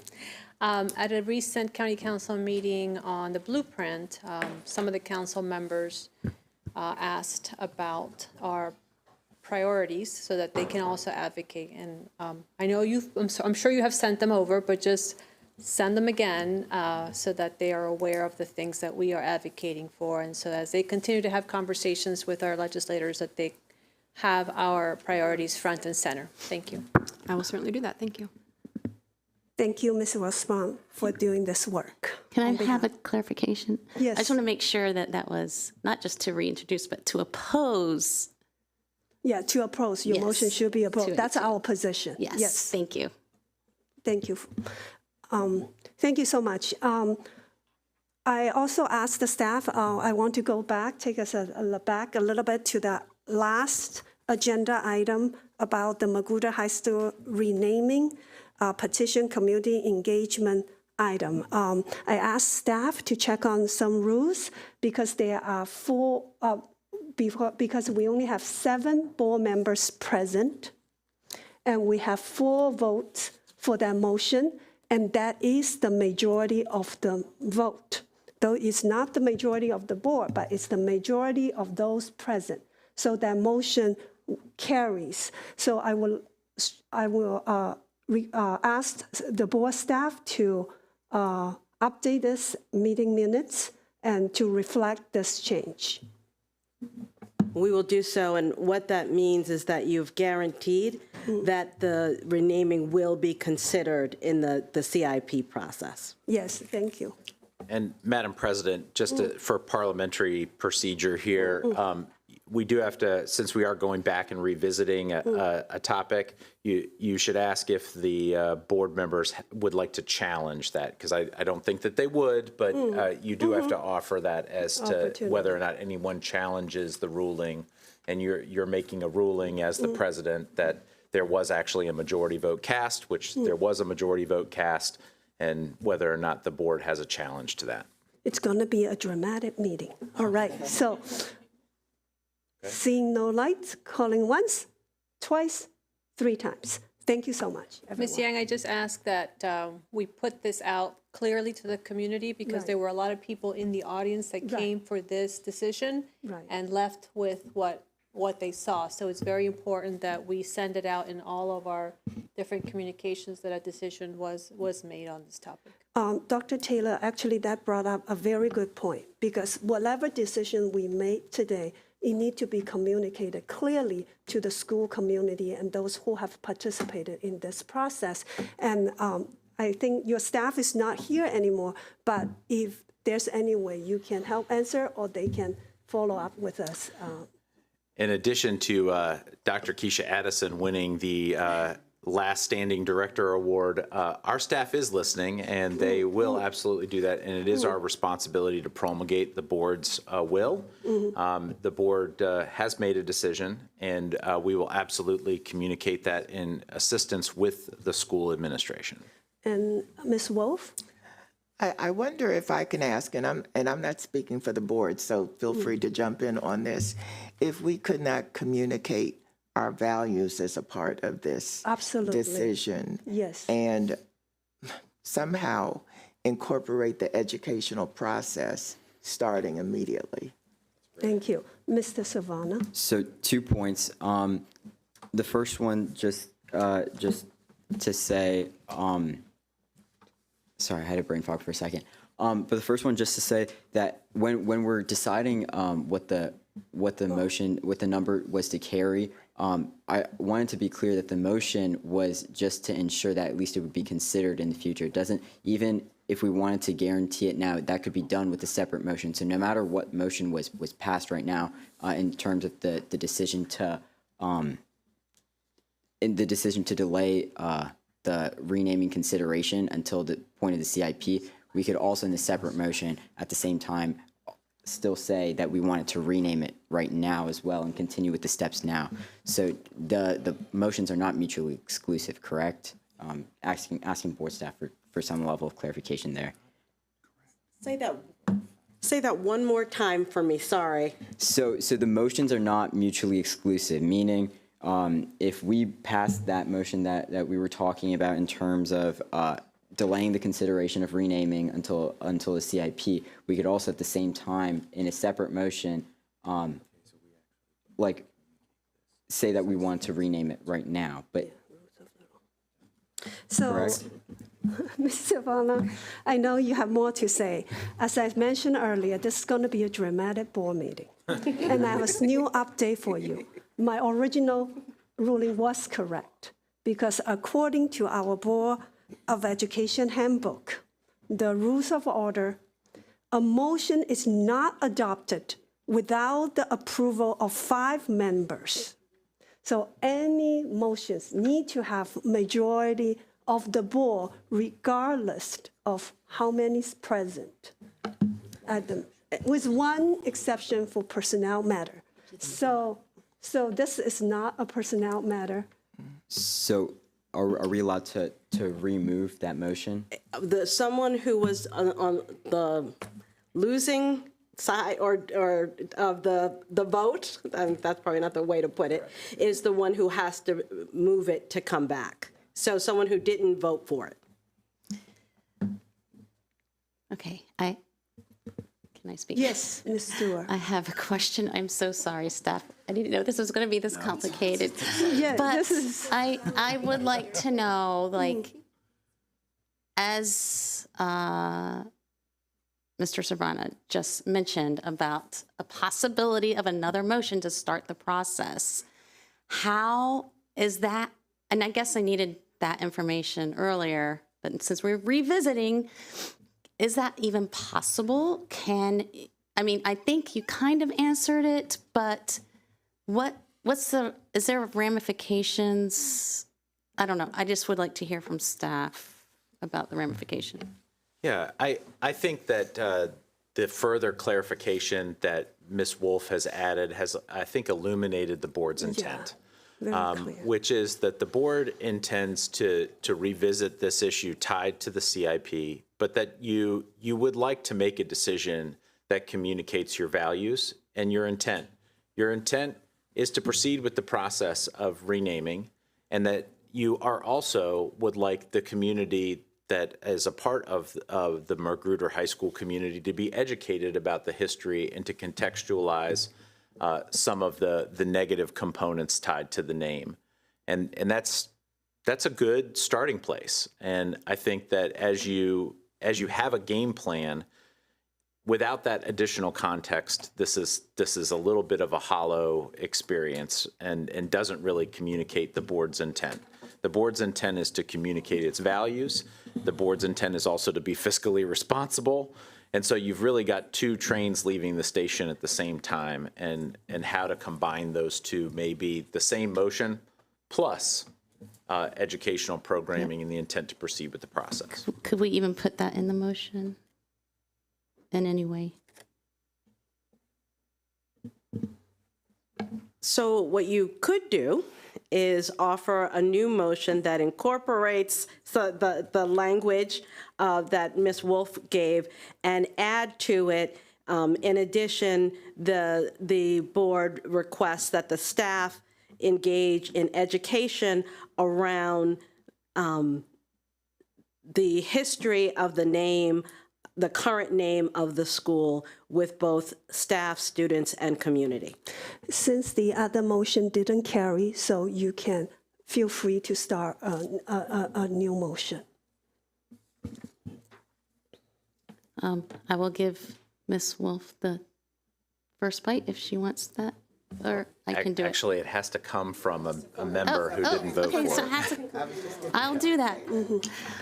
I would like to start with the language of the original motion and add, in addition, the board requests that the staff at Magruder High School engage in education of the student body as to the renaming. And you can reword that. Ms. Wolf, can you pass your motion to Ms. Stewart so she has the whole motion to read? Is this a time for a question?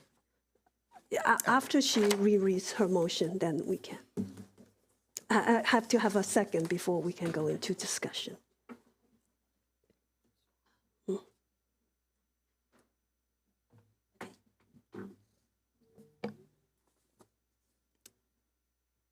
I move that the board delay any renaming consideration for Magruder High School until such a time as a major capital project for Magruder High School is programmed for construction in the CIP. And in addition, the board requests that the staff at Magruder High School educates the whole school community on the renaming of the school and the history behind the renaming of the school. Thank you. Is there a second?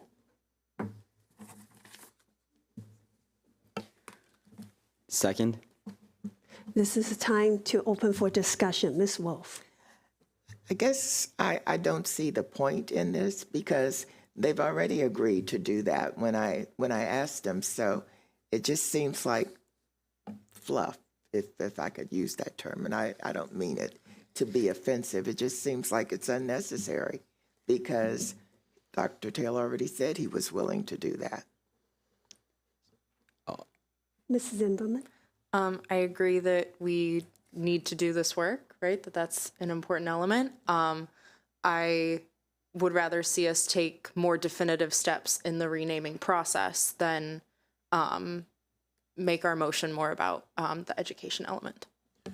You could offer a friendly amendment directing staff to proceed with the renaming process. Okay. Ms. Stewart, is that a friendly amendment to move forward? Yes. Point of clarification, can we get the entire motion read out as it currently stands on the table? I have a question. So, so if it's amended, then it need to be reread for the clarification for all the board member on the dais. Can I just ask a question? Well, what are we doing now? Because it sounds like you're moving forward with the renaming. Without any money.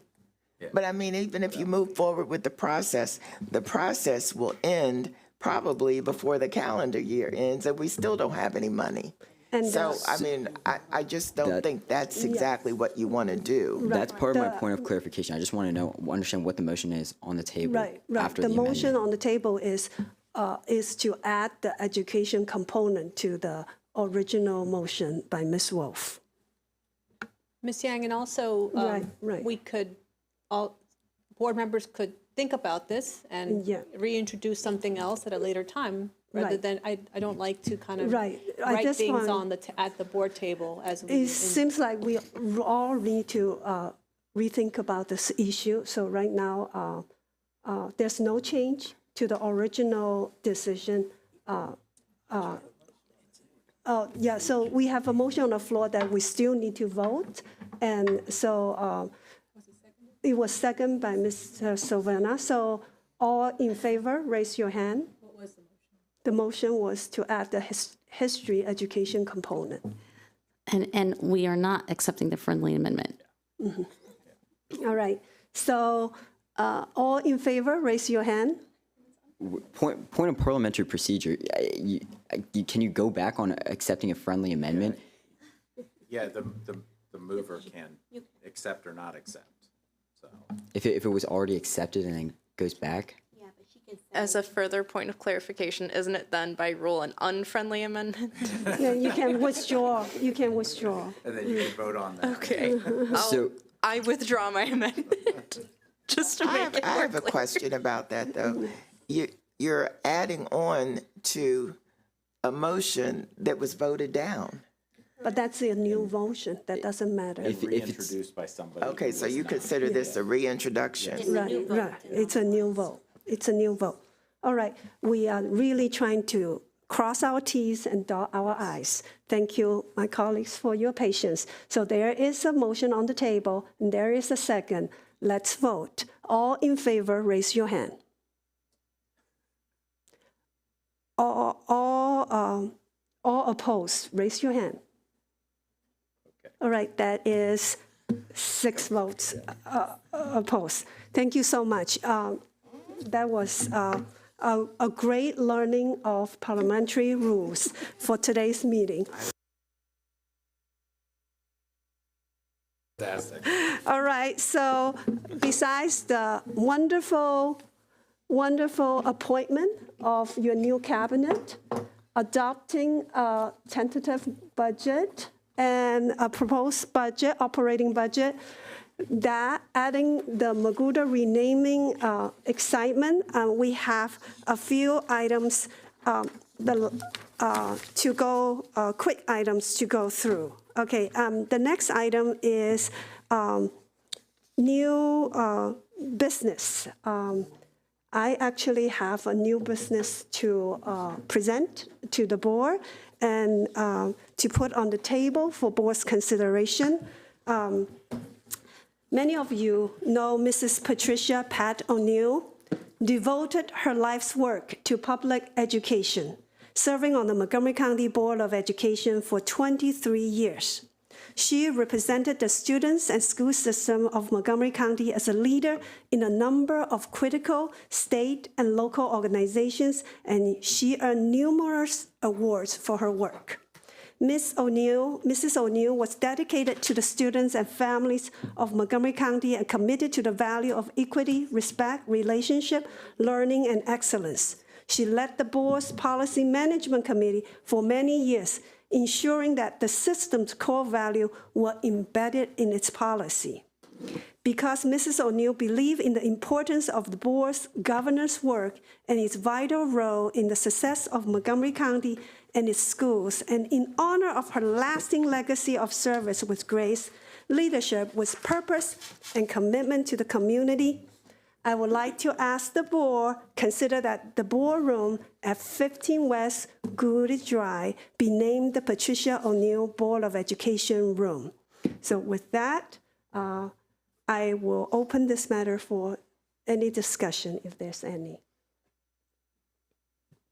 Ms. Wolf? Okay, seeing no discussion, it's resolved that the Board of Education hereby names the boardroom at 15 West Goody Drive the Patricia O'Neill Board of Education Room, and be it further resolved that the Patricia O'Neill Board of Education Room serve as a place for the Board of Education and the Montgomery County community to engage in the work of providing each and every student in MCPS with the education they need to thrive in their future. Thank you. This item is going to sit on the board table until the February 20 board meeting for board approval and voting. All right, any other new business from my colleagues? Madam President, I do want to note you've got a few informational items just for the board's review that are on the agenda just for the board's consideration. I just want to make note in our meeting minutes that that happened. Right, so there is item 11, item of information, and then also item 13 is informational summary, and those are for information purposes. Those two items are for information purposes, no actions required at this time. But there is another item that requires your action, which is adjournment of this exciting board meeting. Ms. Yang, just real quickly, we have two items, 12.1 and 12.2, that just require block approval. Move approval of 12.1 and 12.2. Second. All in favor, raise your hand. Thank you, unanimous. You can clearly tell this is an action-packed meeting. All right, and then the meeting is adjourned. We did have the motion to adjourn it. Did we vote on it yet? Move to adjourn. No. All right. Item 14, adjournment. May I have a motion? Pernille, second? Second. Thank you. All in favor? Thank you so much, everyone. The meeting is adjourned.